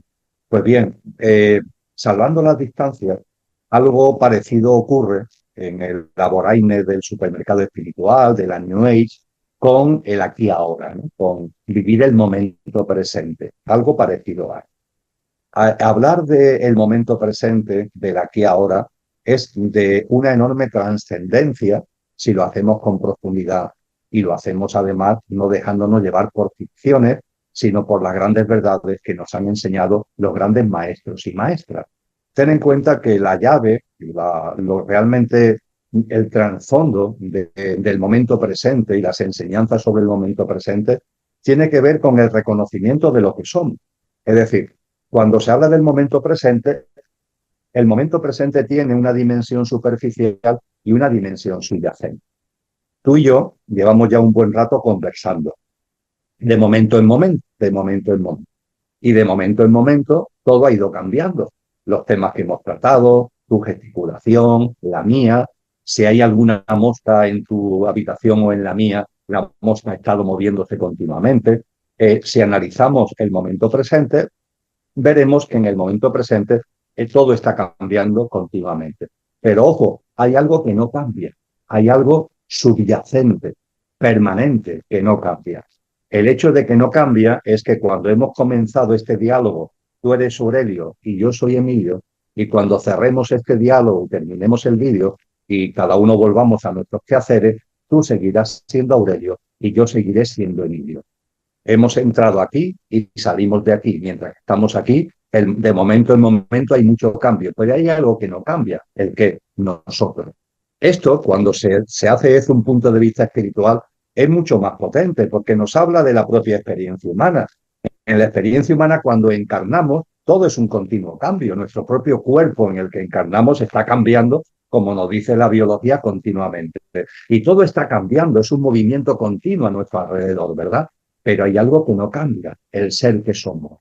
De hecho, desde que nacemos hasta que fallecemos, cuando nacemos somos el ser que somos y cuando fallecemos y salimos de este plano, seguimos siendo el ser que somos. El análisis del momento presente es toda una lección de aplicación a lo que somos para que recordemos que además del coche somos el conductor. Esto se suele olvidar por completo cuando se habla de el aquí y ahora y del momento presente. Y no se le suele dar el valor tampoco que merece cuando se habla del aquí y ahora, el ligarlo con una serenidad, como tú has hecho muy bien, que tiene que ver, Aurelio, con la actitud con la que vivimos de instante en instante. Porque eso es la práctica del aquí y ahora. La práctica del aquí y ahora, por supuesto, que tiene un trasfondo, vamos a llamarlo intelectual, de no estar ahí siempre pensando en el pasado, con culpas, interpretando lo que hicimos, lo que dejamos de hacer, o mirando hacia el futuro para no hacer lo que tenemos que hacer ahora y nos autoengañamos con el mañana, cuando realmente lo que tenemos es miedo ahora a hacer lo que tenemos que hacer y borramos la palabra miedo y ponemos mañana para esconder el miedo que tenemos para hacer ahora lo que tenemos que hacer. Ese trasfondo es importantísimo, pero desde el punto de vista de la aplicación práctica, el aquí y ahora, con todo lo que implica, significa, supone y representa, yo en esto insisto mucho, me lo intento aplicar a mí continuamente, nuestro espacio sagrado de libertad, nuestro espacio sagrado de libertad. Hay personas que se me acercan, Emilio, pero ¿realmente tenemos libre albedrío en la sociedad en la que estamos, los condicionantes que tenemos desde que nacemos? ¿Realmente hay libre albedrío? Claro que hay libre albedrío, y el libre albedrío se expresa en tu vida, en la mía, en cada instante, porque tenemos la libertad para elegir la actitud con la que vivimos cada experiencia, cada vivencia, de instante en instante. Yo tengo la libertad para elegir con qué actitud vivo cada instante de mi vida, y eso nadie me lo va a quitar. La actitud podríamos decir que es una frecuencia vibratoria. Yo tengo la elección de la frecuencia vibracional con la que vivo cada instante de mi vida. Y hablando de cada instante de mi vida, cada hecho, cada circunstancia, cada persona que va apareciendo de momento en momento, de instante en instante en mi vida. Yo tengo la libertad como para tener una actitud de alta vibración o para tener una actitud densa de baja vibración. Esa libertad es mía. Yo tengo la libertad para que cuando una persona entra en el ascensor y hay alguien dentro del ascensor, yo tengo la libertad de cómo afronto ese instante y cómo afronto esa vivencia. Si guardando silencio, mirando para otro lado y diciéndome a mí mismo, vaya hombre, yo no tenía ganas de encontrarme con nadie aquí, alguien en el ascensor, o lo puedo vivir de una forma totalmente distinta. Oye, un ser humano como yo que mira por dónde está en el mismo ascensor. Qué curioso, ¿verdad? Que las circunstancias que se habrán dado en su vida y en la mía para que ahora los dos coincidamos en este cubículo, ¿no? Y le das un saludo de corazón.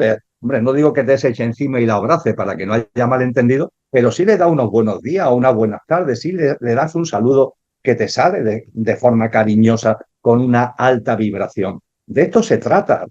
Puede parecer un ejemplo muy tonto, pero es un ejemplo muy gráfico porque finalmente todo nuestro día a día son multitud de situaciones, hechos, personas que van sucediéndose. ¿Y cuál es tu actitud ante esto? Y fíjate que ahora dejamos la espiritualidad y la conciencia y nos vamos a la psicología, de la que tú sabes mucho, y nos dice la psicología que según sea la vibración de tu actitud, para hacerlo más gráfico, según sea el color de tu actitud, así van a ser el color de tus pensamientos y de tus emociones. Es decir, dependiendo de tu actitud en el ascensor, la tonalidad de tus pensamientos y emociones van a ser los que derivan, los que tienen que ver con el color de tu actitud. Pero claro, es que el proceso sigue. El color de tu actitud marca el color de tus pensamientos y de tus emociones. Pero ojo, tus pensamientos y tus emociones implican y conllevan acciones y reacciones, comportamientos y conductas. que van a tener que ver con ese color de tu actitud, el dar los buenos días o como un huraño agachar la cabeza, por seguir con ese ejemplo muy coloquial que utilizaba antes. El color de la actitud marca el color de los pensamientos y de las emociones, y los pensamientos y emociones conllevan acciones, reacciones, conductas, comportamientos que tienen el color de esa actitud. Pero claro, esto no termina aquí, nos dice la psicología, porque los comportamientos, las conductas, las acciones, las reacciones se van repitiendo. De tal forma que si tú mantienes una actitud densa en la vida, tus emociones y pensamientos tienen ese color denso, tus acciones, comportamientos y conductas tienen ese color denso, pero claro, como se repiten, esa densidad en tus comportamientos y conductas se repiten, eso se convierten en hábitos, hábitos que tienen ese mismo color que tú estás impregnando a través de tus actitudes. Y esto no termina ahí, porque los hábitos van marcando, dice también la psicología, tu carácter. Fíjate que hemos partido de algo tan simple como la actitud con la que vivimos el momento presente, el aquí y ahora, y hemos llegado allá a cómo eso termina conformando, modulando tu carácter. Y eso ya no lo dice la psicología, lo decían los sabios griegos, y sería ya la conclusión. Y tu carácter conlleva e implica y modela tu destino. Es como si la higuera, a la que hace referencia Jesús, todavía no estuviera exactamente preparada, pero ya da señales de que se está preparando. Así que yo diría que esos momentos de final de este ciclo humano, la parusía, etcétera, etcétera, sin ponerle día ni hora, muy alejado, no pueden estar. Es como una catarata, yo a veces pongo este símil, eso será como una catarata, y el rumor de la catarata no lo empezamos a escuchar. Si huele a rosa, hay rosa cerca, ¿no? Podríamos decirlo así. Bueno, como no quiero abusar de tu tiempo, tengo muchísimas más palabras, pero quisiera preguntarte algo. Entremos un poquito en lo numérico, que bien sea es lo tuyo, ¿no? 2010. ¿Qué es el 2010 para el señor Emilio Carrillo? Dentro del ciclo, de lo que ha sido y de lo que es el ciclo de mi vida, es un punto muy importante. Yo diría que no es un punto de inflexión, sino un punto que me sirvió de trampolín. Me explico con mucha brevedad, Ariel, intentando no hablar demasiado de mí mismo, que no es un tema que me guste especialmente. Cuando yo era jovencito, niño, adolescente, era una persona muy espiritual. Hubo un momento en mi vida, cuando entré en la universidad, cuando empecé a estudiar economía, que me fui apartando de lo espiritual y de lo trascendente. Y durante 25 años, que se dice pronto, desde los 17 hasta los 42 aproximadamente, estuve alejado por completo de lo espiritual y de lo trascendente.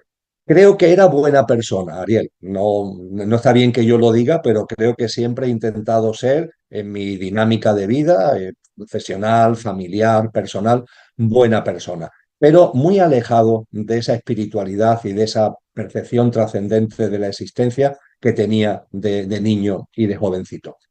En el año cuando tenía 42 años, en febrero del año 2000, un viaje a América Latina. Yo viajaba mucho a América Latina por mis colaboraciones con Naciones Unidas y en concreto a Uruguay. No voy a entrar en detalles, pero ahí pasaron una serie de cosas que es como si esa llama que estaba apagada no se había apagado realmente, la llama de la espiritualidad, de la trascendencia, y a través de esos hechos de febrero del 2000 en Montevideo, esa llama empieza a surgir.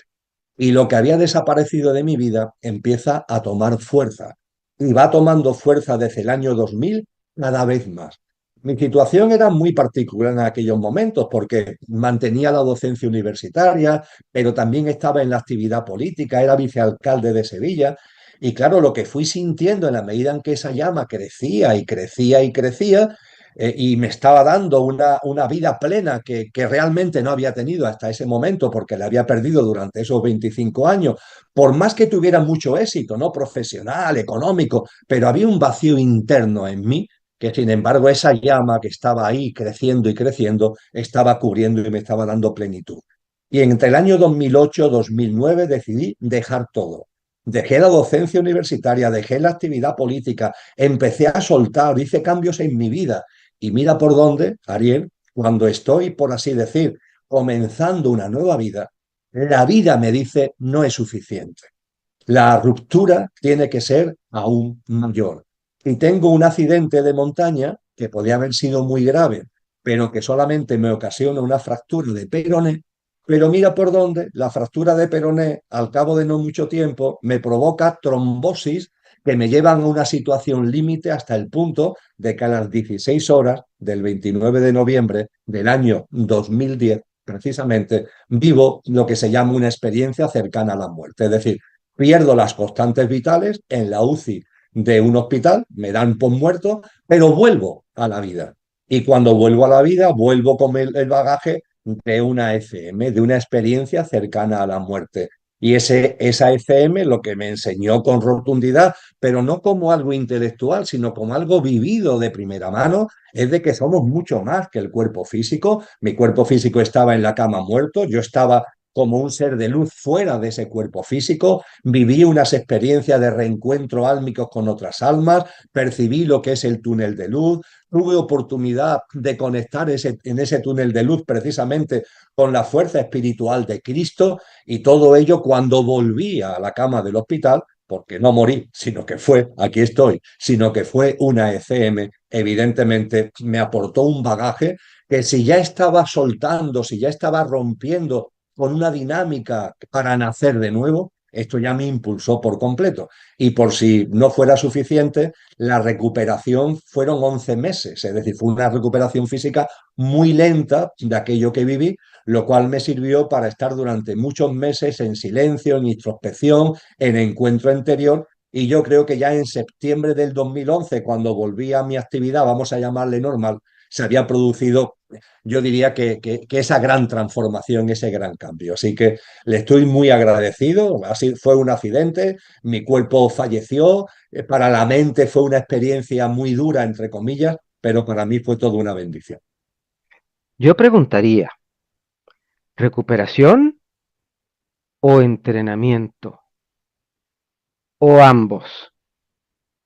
Porque fue largo, prolongado, y Emilio, si me lo permites a mí decirlo, Emilio se encontró con Emilio primero, que eso nos da mucho susto a los humanos, cuando nos encontramos nosotros a nosotros mismos, ¿cierto? Y de ahí para afuera, todo el resto de experiencias, me atrevería yo a llamarlas, fue un entrenamiento. Y yo creo que más duro y más fuerte que lo que puede ser ir a la universidad, ¿no? Porque es como un extracto en el que te preparan, te reentrenan, aflora todo lo que hay en ti y sale otra persona. Sin duda ninguna tienes toda la razón. Hay un encuentro con uno mismo. De hecho, en mi experiencia de ECM, una vez que estoy fuera del cuerpo, que está tumbado en la cama de la UCI, la primera experiencia que yo tengo, aparte de encontrarme con mucha paz y con mucha armonía, eso también quiero subrayarlo, estaba como con mucho sosiego, ¿no? Mi alma estaba como muy plácida, muy en paz. También tuve una visión muy clara de lo que había sido mi vida. Yo en aquel momento tenía 52 años y viví con toda claridad todo lo que había vivido. Esto es muy difícil de explicar, pero la única forma que tengo de explicarlo es que es como tener un chip, de esto que se habla tanto ahora, tener un chip donde está toda tu vida, te lo tragas con un vaso de agua y al tragarte el chip, ves tu vida entera. Y ahí te encuentras contigo mismo y además se percibe, cuando hablábamos hace un rato de que todo tiene su sentido profundo, que todo tiene su porqué y su para qué, ahí se percibe con toda claridad. Se percibe con toda claridad que nuestra mente está siempre haciendo juicios, pero esos juicios son juicios del momento, sin perspectiva, sin tener una capacidad realmente de análisis. Ahí cuando ves tu vida entera y en la instantaneidad, te das cuenta de que todo ha tenido un sentido para que crezcas, de que la vida permanentemente te ha estado abrazando, que te ha estado siempre poniendo por delante experiencias para que no seas un tibio y para que le saque fuego en términos de aceite a esta vida. Ves que eso que a tu mente no le gusta, las puertas que se cierran, los bofetones que te dan la vida, las noches oscuras, pues ahí, como estás viendo todo en la instantaneidad, percibes que esa noche oscura fue un trampolín para lo que vino después, que esa puerta que se cerró delante de tus narices y te dolió, sin embargo, esa puerta que se cierra es el preámbulo de una puerta que se abre, que abre otra puerta, que abre otra puerta. Entonces, claro, cuando todo esto lo contemplas, cuando todo esto lo ves y lo ves con absoluta claridad, meridianamente claro, esto evidentemente produce una transformación enorme y cuando yo volví a la cama de la UCI, aparte de otras cosas, desde luego sí, lo que intelectualmente podía haber entendido, todo tiene su sentido profundo, todo tiene su para que la vida siempre te abraza, lo tenía muy claro intelectualmente, pero esto ya para mí no es algo intelectual, es una experiencia, una vivencia directa. Con la declaración Dicen de la pandemia, un momento muy especial, la empresa Microsoft patenta, y está a la vista para quien quiera verlo en el Registro Mundial de Patentes, una patente que se le da el curioso nombre de 666. Es el libro del Apocalipsis cuando habla de la marca de la bestia, liga a la bestia, dice, podréis reconocerla por su número, y su número es el 666.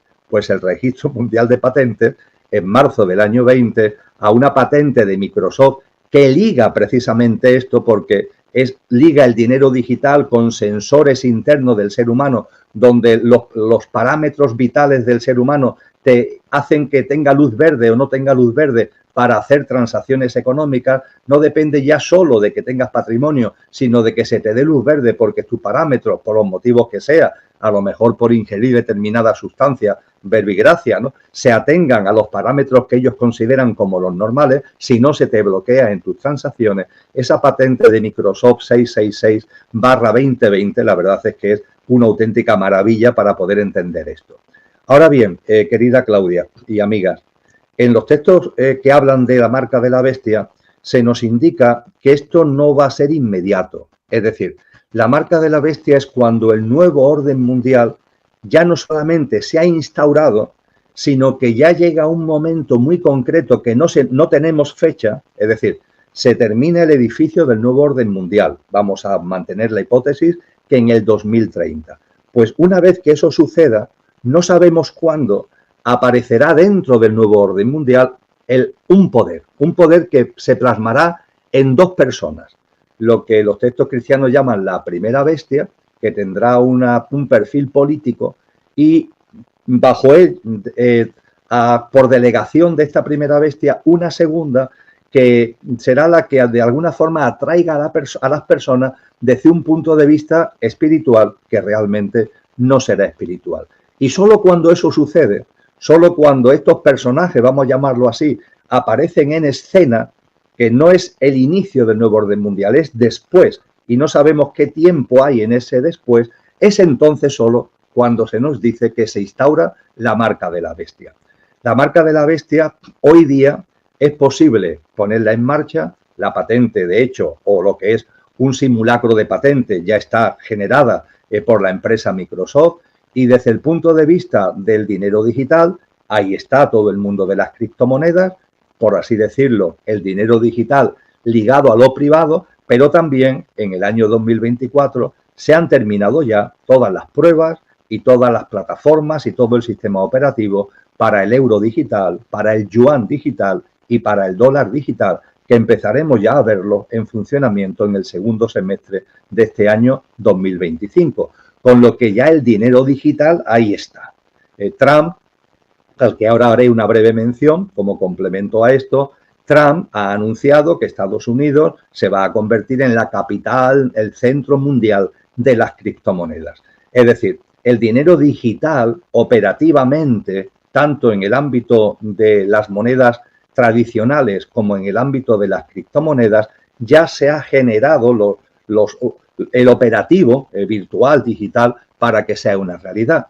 Pero ahora bien, los que manejan el sistema económico tienen que solventar algunos problemas que no son menores.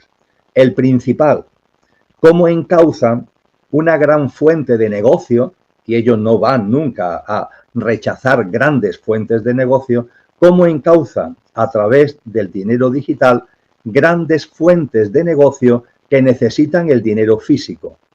Me explico mejor. Hoy día, cuando analizamos esos 110 billones que mueve la economía mundial, hay una parte de ese dinero que es dinero, vamos a decirlo así, que vemos a simple vista, pero hay una parte que es el famoso dinero negro.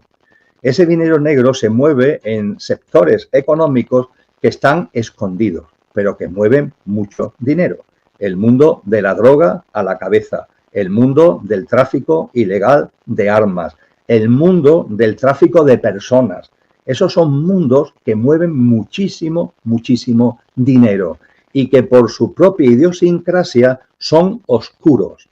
Desde el punto de vista de lo que estamos hablando del dinero, si todo se convierte en dinero digital, esa oscuridad desaparece.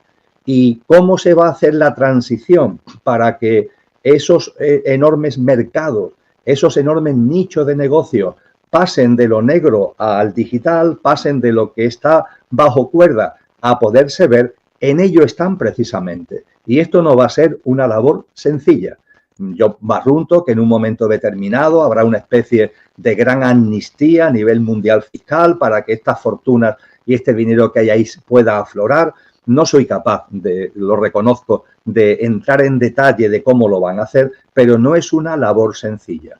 Es decir, cuando hablamos, por tanto, de moneda digital, Claudia, se ha hecho todo ya está todo hecho, tanto del dinero digital privado, criptomoneda, como dinero digital público, las divisas y monedas que todos conocemos. Y la transición no va a ser rápida porque hay elementos muy importantes que resolver donde el dinero que se mueve es enorme y que hay que ver cómo se articula para que en ese nuevo sistema estas fuentes de negocio no desaparezcan, ni mucho menos para aquellos que se benefician de la fuente de negocio. Y en ese sentido, cuando hablamos de Donald Trump, tenemos que ser muy conscientes de varias cosas. En primer lugar, Donald Trump siempre ha pertenecido a la élite. Su forma de vida, su acumulación de capital, la corporación Trump que preside y que lleva hace muchos años, el que está clasificado entre las grandes fortunas del mundo. En el año 2018, la revista Forbes, que hace ranking de las grandes fortunas, en el año 2018 lo situaba en el puesto 766 del planeta, con una fortuna que rondaba los 4.000 millones de dólares. Eso ha ido increciendo desde entonces. Plantear que Donald Trump no pertenece a la élite es simplemente ridículo, porque él es una de las grandes fortunas del planeta, no está entre las primeras, pero es una de las grandes fortunas del planeta, y su estilo de vida, su forma de desenvolverse, siempre ha sido lo mismo. En qué ha utilizado su capital, las inversiones inmobiliarias, los grandes eventos como por ejemplo Miss Universo, de donde sacó mucho dinero durante muchos años. Cuando uno mínimamente, no con deseo de juicio, sino simplemente de conocimiento, se mete en lo que ha sido su dinámica, hombre, decir que Donald Trump va en contra de la élite, y por si alguien tuviera alguna duda al respecto, pues su alianza política con Elon Musk, la mayor fortuna del planeta, y no solamente la mayor fortuna del planeta, sino la persona cuyas corporaciones están a la cabeza de las tecnologías invasivas del transhumanismo. Porque hay que recordar que que Elon Musk es el accionista mayoritario, es el propietario ni más ni menos que de Neuralink, que está a la cabeza del mundo en los sensores cerebrales para el control, para la conexión a la nube, en definitiva para toda la dinámica transhumanista. Hay que recordar que Elon Musk es el accionista mayoritario de SpaceX, es decir, la corporación que está lanzando satélites, y en el año 2030 deben ser 100.000, que rodean el planeta y que hacen una especie de red electromagnética entre los satélites y las estaciones bases, 5 millones, que están colocadas y se van a ir colocando sobre la faz de la Tierra, metiéndonos a todos en una red electromagnética que, como ya han hecho, y lo hizo público en Elon Musk, no se lo cayó, como ya se ha ensayado en la guerra de Ucrania, puede afectar modificando las frecuencias vibracionales en una determinada zona, con los impactos que eso tiene, como ya hace mucho tiempo nos enseñó la musicoterapia, que eso hoy día es una rama de la ciencia reconocida, porque dependiendo de los hercios, esas frecuencias que tenemos en nuestro entorno nos ayudan a concentrarnos, a estudiar, a sosegarnos, a mirar hacia adentro, a estar en una situación de mayor tranquilidad y de mayor armonía, o todo lo contrario, a estar encolerizados, a estar enfadados, a estar soliviantados. Esas frecuencias vibracionales manejan o nos pueden movilizar nuestros estados emocionales y mentales, y esa telaraña está siendo generada fundamentalmente por SpaceX, que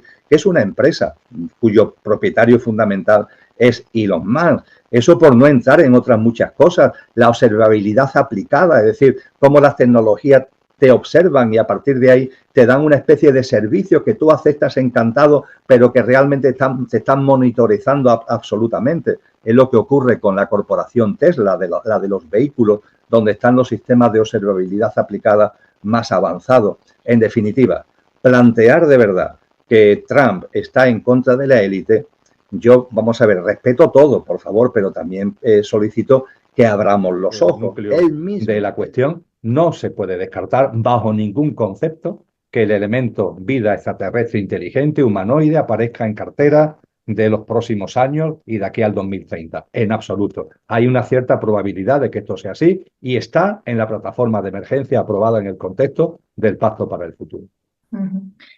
Pues hablando de este tema que puede suponer un cambio para la humanidad, pues nos ha llegado información de que este año, bueno, o en los próximos años puede suponer un antes y un después para la consciencia, porque lo que nos interesa aquí es que todo este sistema distópico, ¿no?, pueda ser transformado por lo que tenemos cada uno dentro. Entonces, si el ser humano despierta, que de lo que se trata es que tenemos el poder dentro de nosotros, ¿no?, para emitir amor y luz, y de lo que se trata es eso.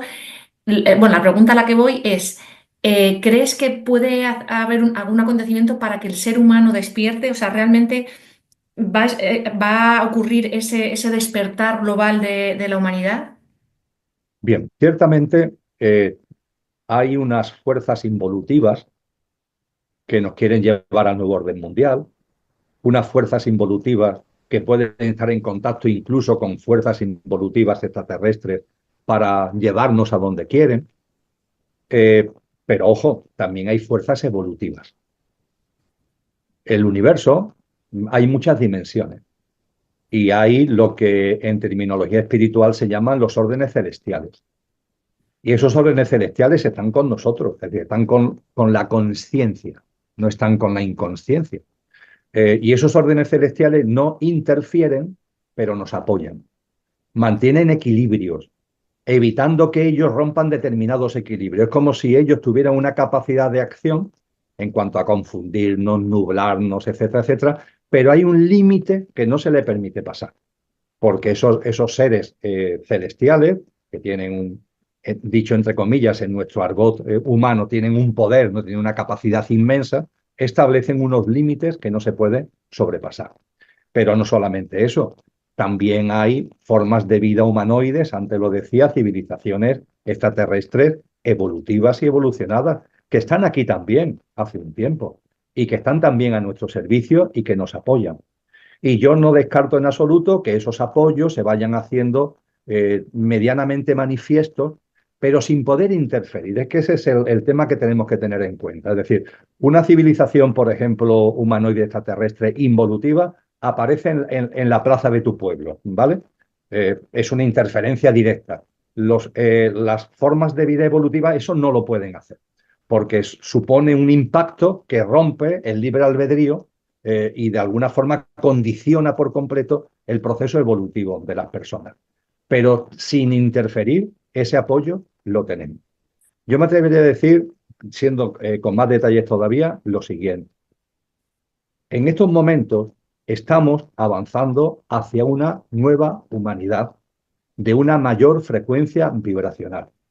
Es decir, lo que estamos viviendo, más allá del intento de ello, de la estrategia de ello, del nuevo orden mundial, si el nuevo orden mundial es lo que ellos quieren, ese nuevo orden mundial que ellos quieren tiene un trasfondo, es como si miramos el horizonte, lo de verdad que está ocurriendo, lo de verdad, es la configuración de una nueva humanidad. Es como si estuviéramos viendo lo que pasa en una ciudad del mundo, pero tuviéramos que mirar más allá para ver lo que está pasando en el mundo. Si enfocamos a lo más directa, a lo más cercano, ¿qué vemos? las estrategias de esta gente, lo que quieren, su Agenda 2030, el nuevo orden mundial. Pero ojo, hay algo mucho mayor que se está moviendo, que es la configuración de una nueva humanidad. Una nueva humanidad que surge como paso evolutivo de la actual generación humana. En ese sentido, yo creo que es muy importante, yo lo hago mío, faltaría más al 100%, lo que ni más ni menos que Cristo Jesús nos dice en el capítulo 24 del Evangelio de Mateo. Os voy a hablar del final de esta generación humana, porque esta generación humana, por raro que os parezca, va a terminar y va a surgir una nueva generación, una nueva humanidad de mayores cualidades, donde la conciencia y la espiritualidad realmente se pone de manifiesto, una humanidad que pasa por encima de tanto egoísmo, egocentrismo, materialismo y que vive en consonancia con nuestras cualidades álmicos y que va a ser una nueva humanidad en una tierra restaurada. Y esto, María José y Sara, tiene que ver con la evolución y tiene que ver con lo que otras tradiciones, por ejemplo, los principios herméticos, cuando nos hablan del principio de ritmo.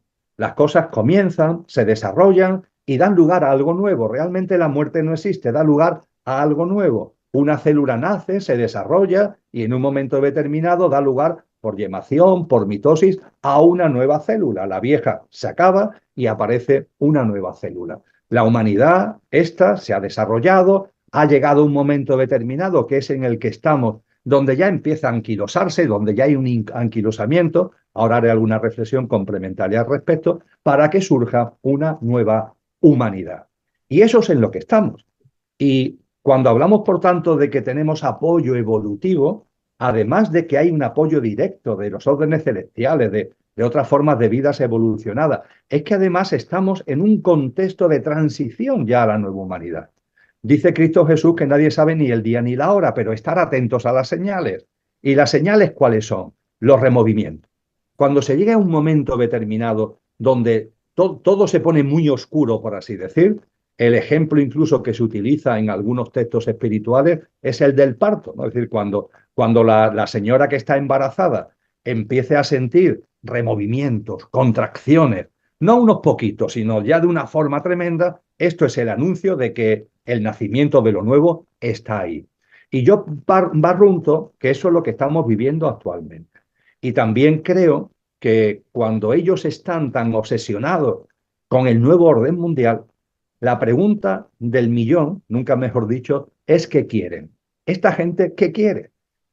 Hay 11 fondos de inversión que tienen en sus manos el 55% de la economía mundial. Hay 3 grandes corporaciones tecnológicas que manejan más dinero, por ejemplo, que la Unión Europea o que China, las 3 grandes corporaciones tecnológicas. Hay una minoría de la población que tiene en sus manos más que el 1%, que tiene en sus manos más que el 99% restante de los 8.000 millones de seres humanos. ¿Qué es lo que quieren? Con este nuevo orden mundial, ¿qué es lo que quieren? ¿Quieren más dinero? No tiene sentido que se tomen tantas molestias, si ya lo tienen. Quieren más poder, pero si el poder ya lo tienen, si a través del sistema socioeconómico controlan a los gobiernos, controlan el complejo tecnológico, más poder. No, esto tiene un trasfondo que es espiritual. Todo esto va de algo tan sencillo como extraviar almas. Es decir, permitidme que utilice un símil, el paso de esta humanidad a la nueva humanidad en una tierra restaurada, esta expresión de la tierra restaurada es preciosa, porque es una tierra de mayor frecuencia vibracional. Ya la resonancia Schumann nos avisa, y otros estudios, ¿no?, de que la Tierra está aumentando su frecuencia vibracional. Pero claro, lo está aumentando como un vaso de agua que se va llenando gota a gota. Y claro, como es gota a gota, casi no nos damos cuenta, pero ojo, gota a gota, gota a gota, el vaso se está llenando. Y hay una gota que desborda el vaso.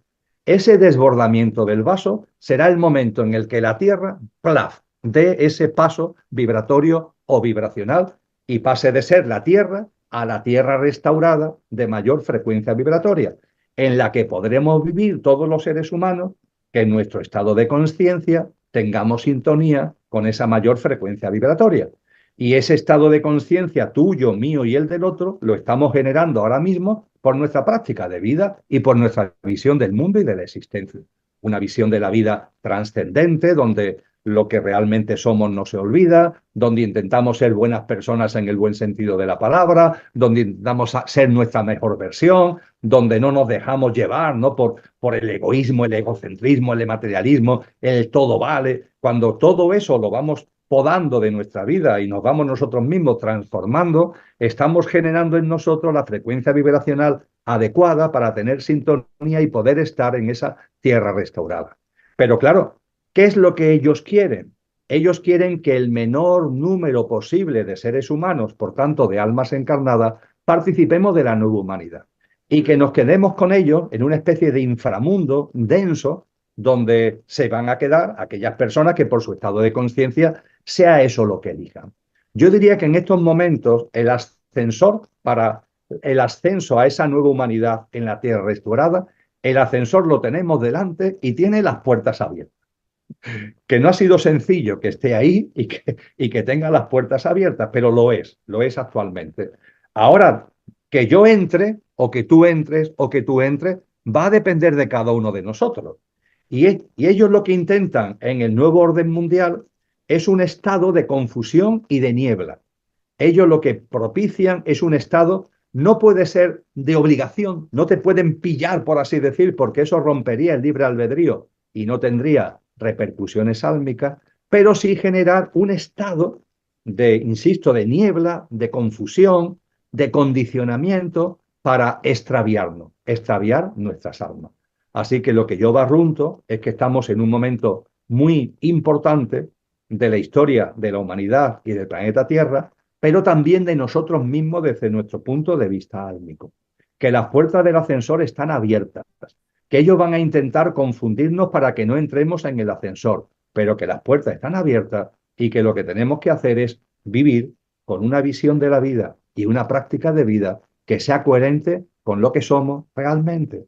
Algo que hay en nosotros que no conoce la muerte, que es imperecedero. Poner eso en valor e intentar que guíe y oriente nuestra vida.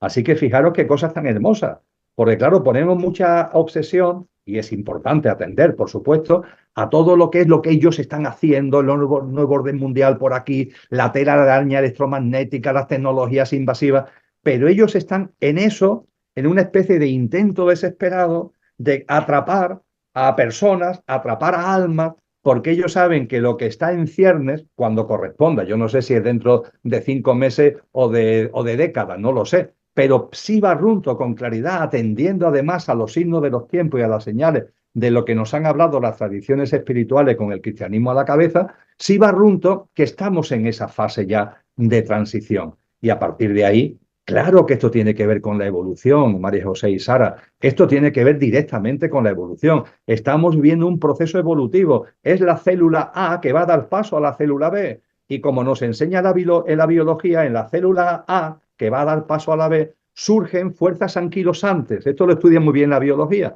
Es curioso de que en la célula que va a dar lugar por mitosis, por yemación a la nueva, surgen fuerzas como anquilosantes, como que intentan retener el proceso. Pero eso a su vez no solamente no desvanece, sino que potencia a las fuerzas creativas. Y las fuerzas creativas somos las personas modestamente conscientes que no nos interesa este mundo, que nos quieren dibujar una especie de tecnología ahí enchufados, virtual y artificial, olvidando lo que somos, sino que queremos vivir en conciencia, queremos vivir realmente como seres humanos, queremos poner en valor el contacto con la vida y con la naturaleza, queremos vivir de una manera distinta a este mundo tan raro que finalmente han fabricado, y lo tenemos delante, y para mí son momentos de mucha compasión, porque hay mucho dolor y lo va a haber más, mucho sufrimiento y lo va a haber más, pero también, oye, de confianza, porque es que el proceso es una dinámica que ya es imparable, toda esta dinámica, ellos no pueden hacer nada para pararlo, y también de alegría, porque yo recuerdo que nuestras almas llevan muchas encarnaciones, pero la de todos, no la de nosotros tres, la de todos, llevamos ya muchas encarnaciones. Y las encarnaciones en una cadena de vidas muy larga van dirigidas en una dinámica evolutiva. Y por tanto, nuestra alma, por así decir, es algo que esperaba hace mucho tiempo. El que estuviéramos ya a las puertas de ese nuevo niño, de esa nueva humanidad en la tierra restaurada. Y nuestras almas deben estar ahí alegres, deben estar diciendo, oye, ya nos estamos acercando, después de no sé cuántas, como decía Brian Weiss en su famoso libro, ¿no? Muchas vidas, muchos maestros, ¿no? Después de tantas vidas, después de tantas vivencias, ya olemos la fragancia de que nos estamos acercando a eso que late en nuestro corazón y brilla en nuestras almas. Bueno, pues ante eso tenemos que estar alegres, por más que, claro, las contracciones, los removimientos, lo propio del parto también nos lleve a ser muy solidarios y a tener mucha compasión con nosotros mismos y con las personas que nos rodean, y con el mundo en general y con la naturaleza.